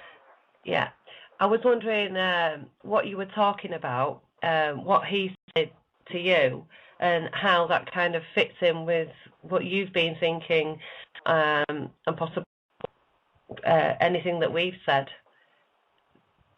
Well, actually, we agreed about Ken and I being at Fort Benning, Georgia. Yeah. And the reason I asked that is because he was there in 1977, and so was I. He was going through airborne. He just finished AIT, as far as I understand, as advanced infantry training, and he was going through airborne after that. From there, he was going to go to Fort Bragg. But Fort Benning is what the important part of this whole story is, because Ken was going through several things that he saw in the sky. And he tells me that he saw a formation of a bright, intense light. And he said he wasn't the only one standing around him. There were several other people there where he was. So they were all looking up into the sky. And he's watching the whole thing, too. This group lined up? The formation? No. You know how you were saying you're in an army. You were with the army, right? And yes, so was they right, and they marched you guys all out into this field. Was Ken? Because you said he was on a separate part of the base. Was his group lined up in a field? Well, his group was another place, and I don't know if he was lined up in a formation or not. He was in a different area of Fort Benning, all right. And I was over here at another area of Fort Benning, and you have to mention that Fort Benning is very huge, a huge area. So whoever's in certain areas of the post itself, you might be looking at maybe another company or more on the other side of the bridge, okay? And we're on this side of the bridge, and we're looking at the same thing, and he's looking at the same thing. So absolutely, and this was all going on at Fort Benning in 1977. So that absolutely tells me that whatever was going on, it had to be huge. I don't know if you've seen Fort Benning before, but you got a base that's the size of, how can I put it? About the size of, what size would it be? Town. It's an enclosed town. John, I was just trying to establish whether the whole base was part of this or just your group. No, the whole base were on full alert. because while they quarantined the place, the area I was, and was it 1st Infantry, 2nd Infantry, all were in full alert. So you're talking about a lot of the base, the whole base really. Plus you got Martin Army Hospital there. And you have to realize Martin Army Hospital is a huge hospital too. So you're talking about... Before the incident? I'm sorry? Were the other areas of the base on full alert before you guys got marched out into the field? Well, yeah. Well, actually, what happened is that some of us, some areas went on alert, some didn't, because they weren't sure what kind of incident was going on, but we knew that there was something going on. No. I'm talking about before you guys were marched out there, like you guys are eating dinner. Were parts of the base at that time on alert? The full alert was when we were marched out to this field, and it's like a football field. And at that time, it was not a full alert, but it was just a formation, mandatory formation that was told to us that we need to go out there and have a speech with the company commanders, their company commanders, and they were going to give us a speech about this exercise that was going to be on for 4 to 6 weeks.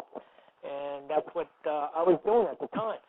As for the full alert, that happened after this incident occurred, that the whole base was on sort of a alert status, full alert status. That's because they blocked off all the roads to every avenue that there is, and the MPs were showing up, and we were thinking, oh my God, there's something else going on here. You know? Right. And, well, go ahead. I'm sorry. Well, I get involved when I keep talking. Well, so basically the base is doing its normal thing. It's always at a state of some sort of readiness. It's a military base. So something shit goes down with you guys. The rest of the base is, what the hell's going on? There's a breakdown of the command chain. They probably couldn't get a hold of people, like somebody from the other part of the base trying to get a hold of where you're at, and nobody's answering the phone. John, haven't you said that you couldn't actually get hold of anybody? I'm sure I've either heard you say that or read that you were having troubles contacting anybody. Is that right? Contacting anybody? Actually, the bottom line is Major General William J. Livesey was aware of what was going on. He had Secretary Army Clifford L. Alexander present at Fort Benning. They were doing an evasive action, well, not evasive, but they're taking an exercise. Again, we go back to JAWS. JAWS. The Joint Attack Weapon System. Joint Attack Weapon System. They were conducting this exercise going on at the base. Now, everybody says, well, you guys were at the base, so was General Livesey, and also Secretary of the Army Clifford Alexander. They were all there, present, and joining in on this JAWS exercise. But this JAWS exercise didn't just happen. They were already know that this was going to happen, this exercise. But this incident itself, about this unusual part of the exercise, it just happened. Out of the dark, it just happened. But at the time, was there any sort of attempt to make radio contact with anybody or communicate with anyone? I'm sure I've read that you were. Yes, there was problems with communications, which is kind of what the guy was saying. Yes, they were. Go ahead, finish. I'm sorry. Oh, go ahead, dude. I was just going to say they're all hiding underneath the buildings. Yeah. No, underneath the building. We're going to go jump over there. I said, that's okay. No, that's fine. We're jumping around there. We were underneath the buildings, and again, we saw Sergeant Santini get shot by this ball of light about the size of a watermelon, and we heard him hit the floor. So one of my buddies, Hackett, went to go see what happened, and he lay down on the ground. He wasn't moving. And that's when we got into this mass panic about what we're going to do next, and we're talking about M16, and oh my God, yada, yada, yada, and we're going to do something about it, and we were arguing with each other. We almost got into a fight with each other. You know, I'm thinking, it's the Russians. Yeah, John, look what happened when this happened. You guys have been trained for however long you've been in the Army. There's strict protocols. There's a command chain. This event happens. You know, you're dealing with people that are standing there asleep, and then what you guys are going through, and then the other people running and screaming, and then there's people that ran away, but then they're like they've shut down, and now all your commanders are incapacitated. You know, think about, and now they're studying you and see what you do. Which is and you actually did the right thing. You started thinking about going to get weapons, and you went and got the M16, and you went out to try and, help the people that were out there that you could hear, in distress. So, and this is the thing with Larry as well, that what they were testing for, Larry was actually the perfect soldier. And it seems to me that, I don't know, I just think there's a lot of kind of correlation between you guys, because you're sort of the same personality type in the sense, body shape, body and height, and you both kind of were really sort of for the men rather than for yourself, which is what they wanted. I find that. I just find it interesting. Well, we're all soldiers. Yeah, you're all soldiers, but you're not all the same, are you? So I think there's a certain type of personality that they were looking for, and the ones the ones that I'm kind of hearing from are like you and Larry, and I think there's something to that. Well, we're all humans. We do things that we feel that's comfortable for all of us, and we do it for our buddies. And the buddies do connect with things that happen to all of us in the military. Yeah. That's the way it is when it comes to being a soldier. So what happened to us at Fort Benning is, how can I put it, is as same as what we would always do to a buddy of mine or a friend. Right. We help each other. Yeah. Do the best to control what's going on. Stay alive. So that's the basic contact and basic understanding about military personnel and their procedures. Yeah, dude, because when the shit hits the fan, when it truly hits the fan, all that shit's out the window. All the best practices and your protocols and all that. It gets down to who you are as a person. That you're the type of person that you're gonna go get a gun and you're gonna hang out with your peeps instead of running away and hiding. Yeah. You know what I mean? Yeah. That's what they were trying to get at. It's because of the fact that when we go through this training, you go over it over and over and over. It's like the sort of just blends into your mind about what's going to happen, who's going to do what, who's going to stay, who's going to leave, who's going to run. I mean, it's like a scene that happens every time you think about that. It's a motion picture. Hey, John, see if you can fix your phone a little bit. See if you can. I'm kind of losing you here. Really? I'm still sitting at the same place. I moved in because I hear a lot of clicking going on with stuff. Yeah, it's all staticky, muffled. Wow. Okay. Oh, there you go. Now? Yeah. That's better. Can you hear me now? Yeah. Hear you great, man. Thank you. Well, again, as I go back to Fort Benning, like I said, Sergeant Santini's the one who just passed out on a ground for us. And again, we were arguing about this, what's going on. And we were speaking about the M16, and we were arguing about this. And again, Hackett and I took off with with us running to the captain's building, and I found the M16, and well, I told the rest of the guys I found the M16, and we were going to go out to find out what's going on with the rest of us, because a lot of the guys who was standing in formation started screaming and crying out. Where did you find this M16? Where was it? It was in the captain's building. It was just sitting on a corner, standing on. It was just sitting in the corner. Is that normal, acceptable kind of M16 behaviour on a military base, that you just sort of like leave them lying around? We're not lying around. Just in a corner where the captain with chairs is, and sometimes military personnel will just keep M16 just in case. But I mean, I know that all these people in the US bases, they all have sidearms.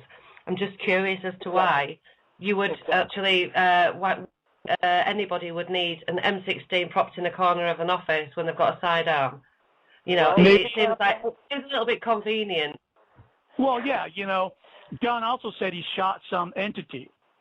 You know, maybe the maybe the M16 was there in case they got a little rowdy or something. They was there to, you know, don't start any crap. Well, again, you got people running around, and you got this thing, whatever it was. It looks like a blue intense light. God, it's just descending on us, and again, my friends and I just started to arguing, and then we wanted to go find out what else was going on, because we hear all this screaming and yelling and crying out like something was killing them. And I told Jones, we need to go out there and find out what's going on with us, or with something happening to them. So we decided at least me and Hackett. So what did you do after you realized that you had shot something twice? What did you do after that? I just froze. I stood up and froze, and I see this thing just make an about face, and it was on off the ground for about like 4 inches, 5 inches off the ground. So it was hovering above it. It was not even on the ground. It was not even on the ground. Wow. It was floating, and it just moved away from us. And God, I don't know what I saw. That is right. Whatever that was, whether it was technological or real, that is a real head fuck. You shot something. It got up, turned around. It could have been got awful noise and moving away. It also could have been a hallucination or something. I don't know. You know. Android hallucination. But I don't think that hallucination. You could have shot some guy just coming out of the building, man, thinking it's the Stay Puft Marshmallow Man. You know, and you shoot him. True. It could have been Marshmallow Man too. I mean, I hit something and it didn't die. It got up, straight up like a springboard, and it floated away. I have literally got no explanation as to what kind of thing that might be. I think I have an answer for everything, but really I don't. I mean, God, you know, I never seen this happen before. I mean, normally you see a target at the firing range. When you shoot it, it goes down and it has to stay down, you know? Yeah. But this thing, it just bolted or had a springboard or something, just bolted right back up and... oh God! And suddenly, oh my God! I don't know what it is, but then and then this hideous cry. Never a scream like hideous cry. And just you know, and the thing said about Rendlesham was the scream. You know. Now, John, your weapon has become ineffective. Against a so-called threat. You shoot it, and it gets up and starts. You know, going away from you. Yeah. Like it wasn't even there. It just, so when I ran off. I took off. I ran off, and you know, I saw what I saw and what I did, and everybody was shocked during that moment. And by this time, there was an intense bluish, bigger light coming around the building.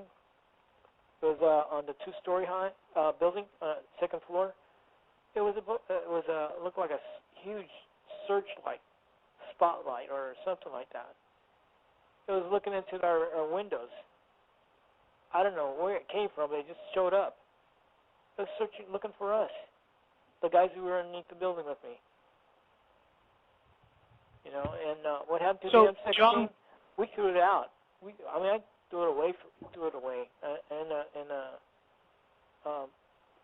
In the area on the floor or someplace. I just threw it away, and I just stayed there. And this huge light just started coming around the building, and my buddy says, "What is it, John?" I go, "I don't know what it is, but whatever it is, it's coming to us. Slowly, it's coming to us." So what happened the next day? What, the next day? Well, after the next day, all these other things are going on, and at that area, we were taken aboard. For how long?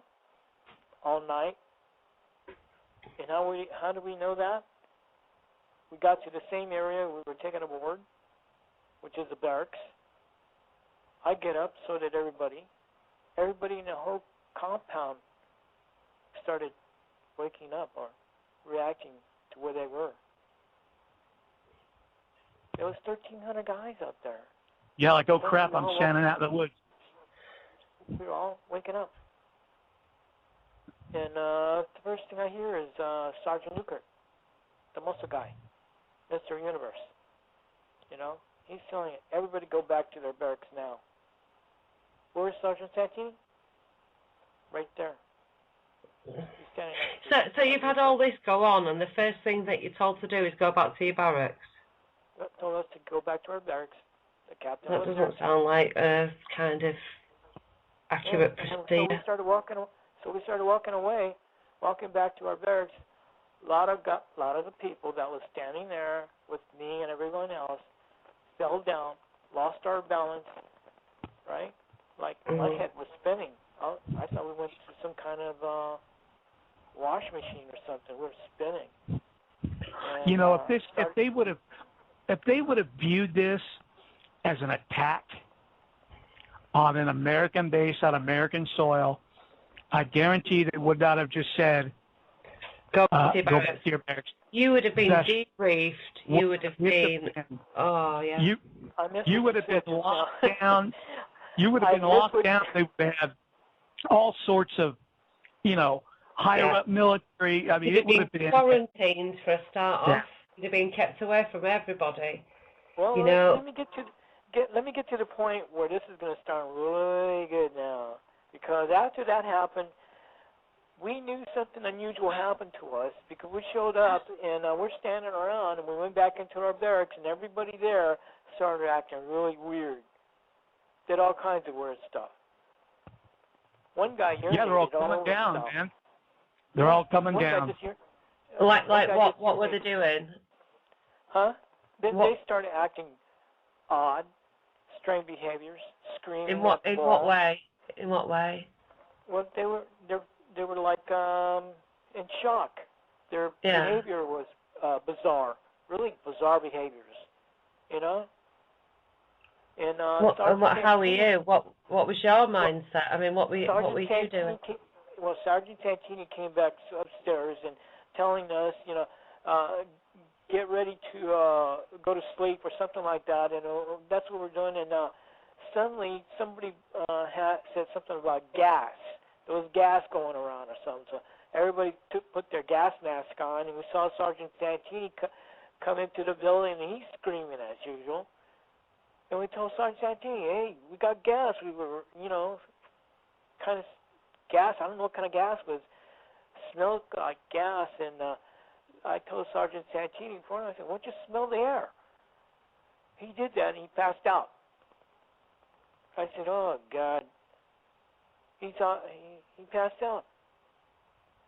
Something was in the air. I thought it was gas. Hmm.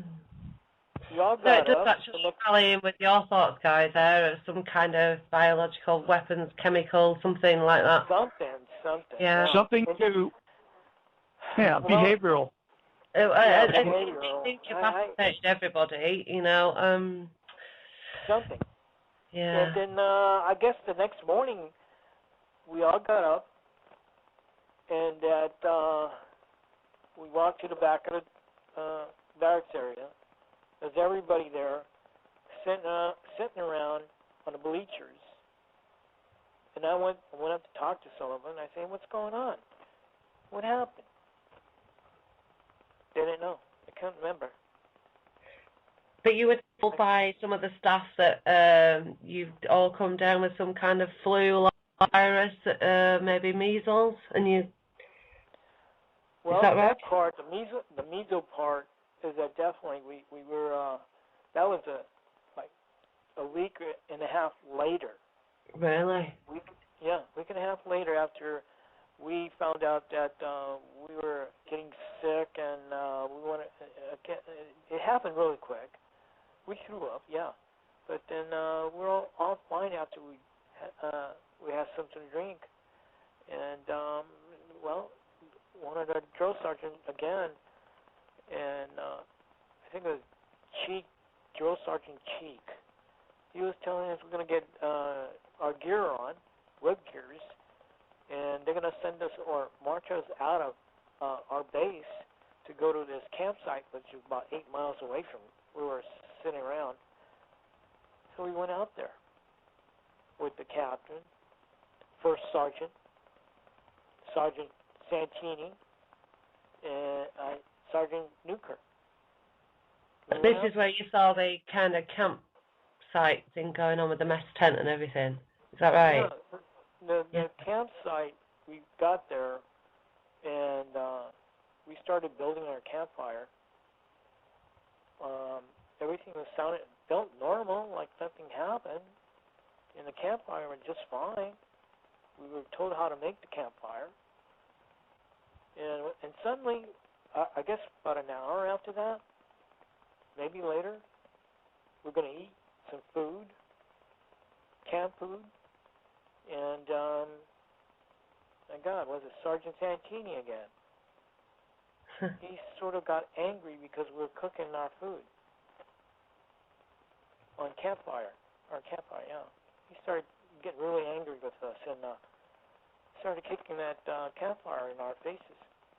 He got really teed. I don't know why, but that's the way he reacted. He didn't like the campfire. So when he did that, all of us went up to the captain's tent and told him what was going on. Sergeant Santini was kicking a campfire at us, and the most unusual part and the odd part that he asked is, what was it? The question he asked was, how intelligent are you? And I kind of looked around, and everybody else kind of like, what? What is he saying? And God, some of the guys said as intelligent as sending a man to the moon and back. and the captain just looked at us and like, what? Okay, I'll buy that. And he took the Jeep. The first sergeant went with them. They took off with the Jeep. You talk about odd, strange reactions. So he sort of come up to you and he started carrying on about the campfire, kicking it out, saying, how intelligent are you? And then just sort of gone off without saying why he's said that, He just got in a Jeep and took off with the first sergeant and left us behind, all of us. Hey, you talk about trying to figure out what did he just do, and what was he thinking about? Mutiny? So, right, okay. We had to figure out ourselves what was going on at the time, because this was going on right in our faces. And there goes our captain with the Jeep when it first started taking off. Have you like you know, over this past kind of 30 odd years, have you sort of come to, I mean, what are your conclusions about this whole event, including all of the behaviour of the people, you know, before, during and after? You think what happened to you is what? Do you think that you were in the middle of a Jaws attack weapon system exercise, and while during that there was some kind of extraterrestrial invasion? Or, you know, I mean, I'm trying to kind of sort of gauge what it is that you actually think happened to you guys, because you're sort of going along with the weapons attack system thing, but it's like almost what you have seen is, and the way that it's kind of being presented to you is that because you saw it as a UFO invasion, that's what you believe it is. Is there anything in kind of what we've been talking about tonight that has maybe sort of made you think that it might not have been an extraterrestrial invasion? Or do you sort of really think that everything that you've gone through was, you know, ET sort of intervening in some exercise that you were going on? I'm kind of curious as to sort of your thinking is. They were intervening. Those things. When we came back, all of us were back in formation, and what happened next is that everybody got sick, right? But during that, before that happened, we showed up, or somehow we're all standing in this formation again. How did we get from first line to second line? That's still a puzzle to me, because I know we've been moved. But before that, in the barracks, something came to us, or whatever it was, took us aboard, went into their craft. We're in this huge room, looks like a huge dome, all right? And I could hear Sergeant Santini and everybody else lying on the metal slabs. And I heard Sergeant Santini, I asked Sergeant Santini, without saying a word, his mind was telling me, what's wrong, Vasquez? And I'm asking him, what's going on? What does all this mean? I don't know. Well, during that, I hear this female voice. She asked me, how are you doing? I go, what? How am I doing? I don't know who she was. It was a female voice. And she told me, this is what's going to happen. You're going to be examined, all of you. We're all laid down on metal slabs. I know that because I open my eyes a little bit. I see rows of guys in a circular formation, lying on metal slabs. We're in this huge room. Look like a dome. Huge dome. And these slabs, right, I've read that you said they were just kind of floating. Levitating. Yeah. It was levitating. Yeah, it was levitating. And she wasn't the only one that was in there. There's other little guys around there, and I don't see their faces, but I knew they were there. They keep moving really fast. Well, this kind of ties in with our last show that we did last week with Bill Cooper interviewing somebody and how they kind of corresponded with Sasha's experiences. Mm-hmm. And then you had where it was working together. Yeah, and you know, which is kind of around that same time period where it's the 70s, where a lot of that we hear a lot of these stories. Mm-hmm. You know, it could very well be, you know, a joint a operational case. thing with the military. Yeah. Because I'm not going to, John, I could sit here and say, you guys were hit with a bunch of chemicals, and you guys had some suggestions implanted. Like somebody, while you're standing there, somebody said something, and next thing you know, you're on a ship.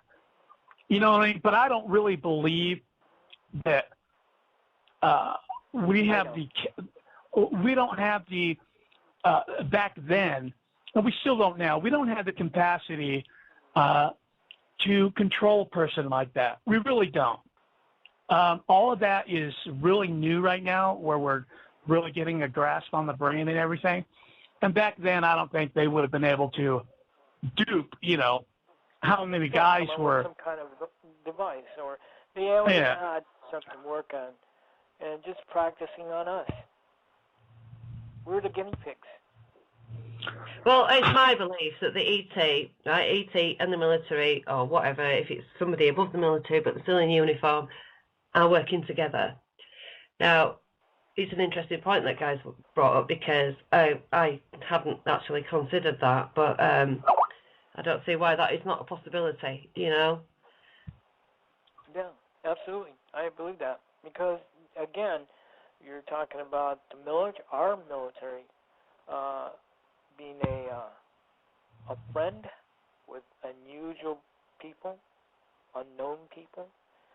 That's hard to swallow. It really is. I still can't follow along with that.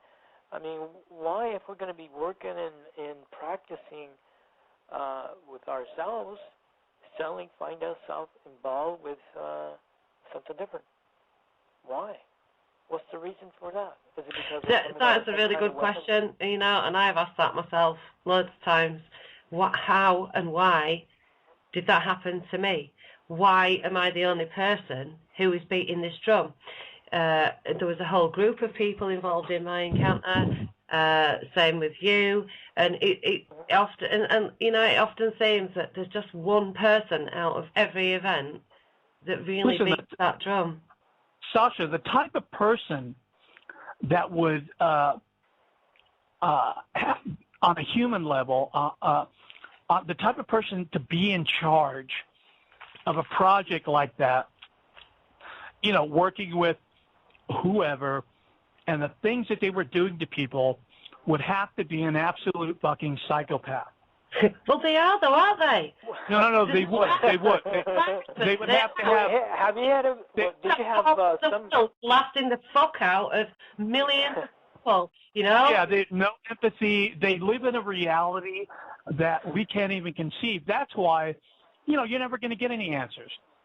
Well, what can't you believe that we have been selected? Ever thought of that?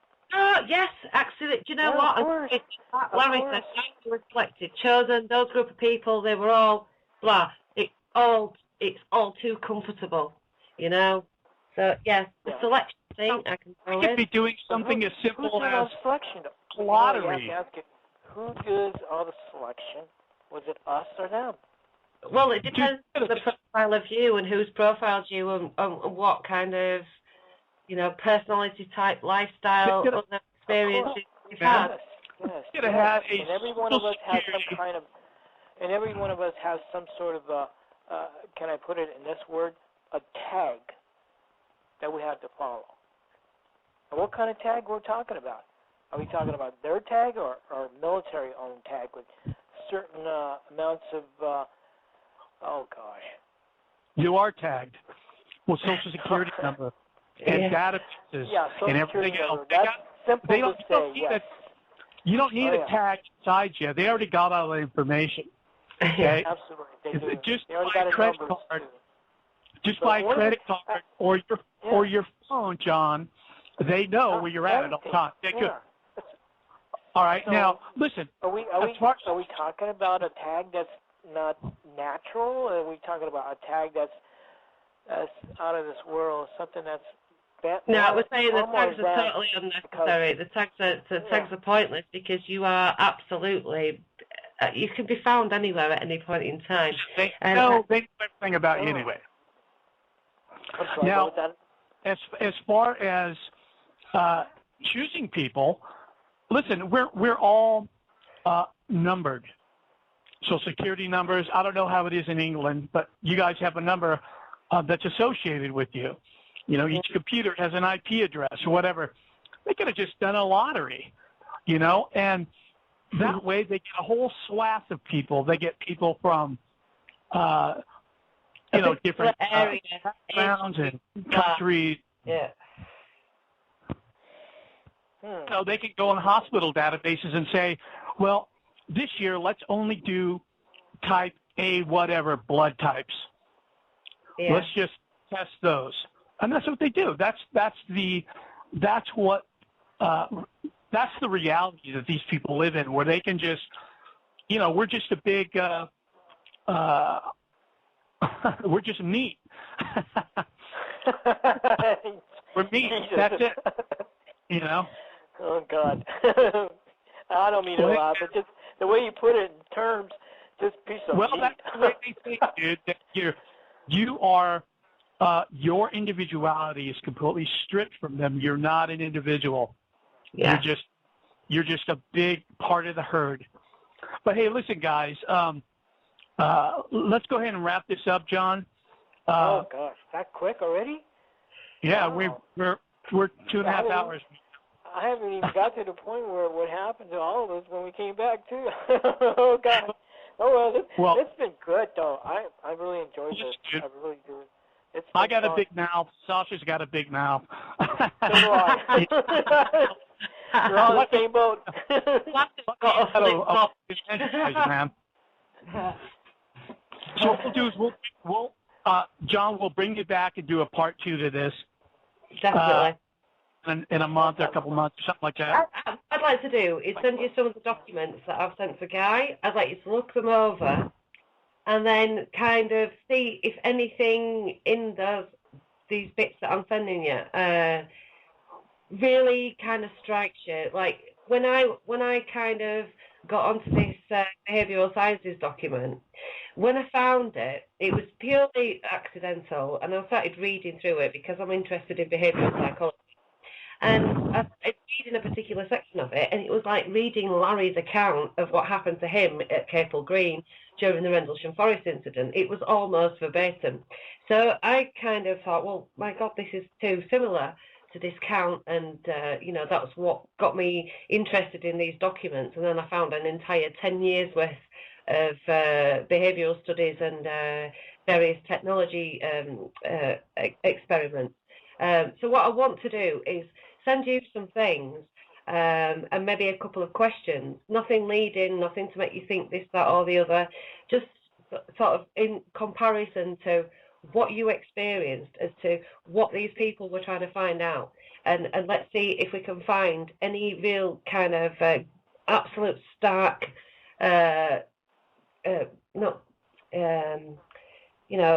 similarities that really, really jump out at you, and see if we can kind of expunge on that. I also have another document that I found that has been verified by various people who,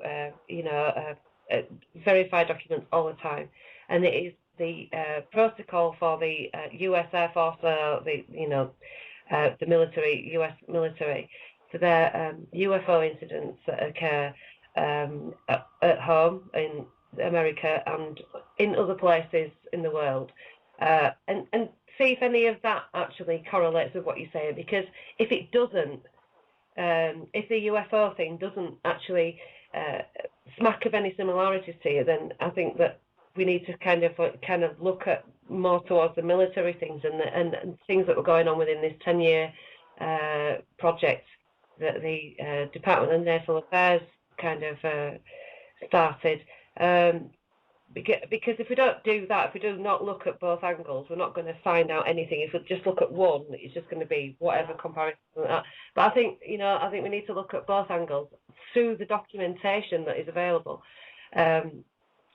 because that's where we're going to find, not necessarily anything consistent, just because we know these documents and these projects actually happened and they're a reality. When we can find any kind of similarities, we know which way the balance is tipping.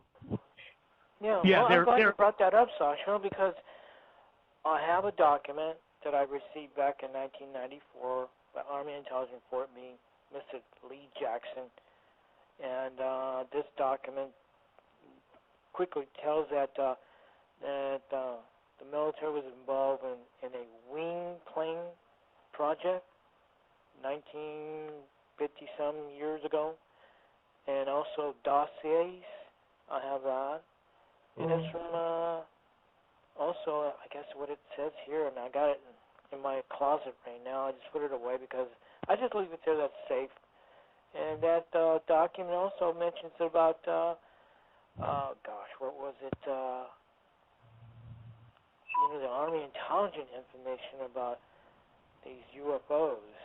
Yeah. And I have it right here. I'm not disputing the fact that UFOs are real. So I just think that we need to sort of compare things and, sort of make the pros and cons list and see which way the scales balance.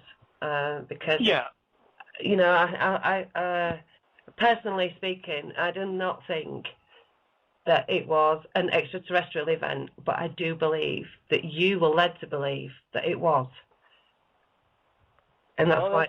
Again, there's a choice in the matter, and you have to really look at it. I wasn't there, but I did. What I'm going on is an overall perspective that I've gleaned from lots and lots of research into, all kinds of things, but all focusing around the military. So I think a pros and cons list here would be a good way to kind of decide which angle is probably the most likely. All right, hey John, let's pick this up next month. We can all we can get together offline, maybe next week or something like that, and talk about these different documents. I know Sasha's our official government sanctioned documents. You know what I mean? It's not like gleaned off some before it's frickin' news or Weekly World News or whatever. You know what I mean? It's always .com.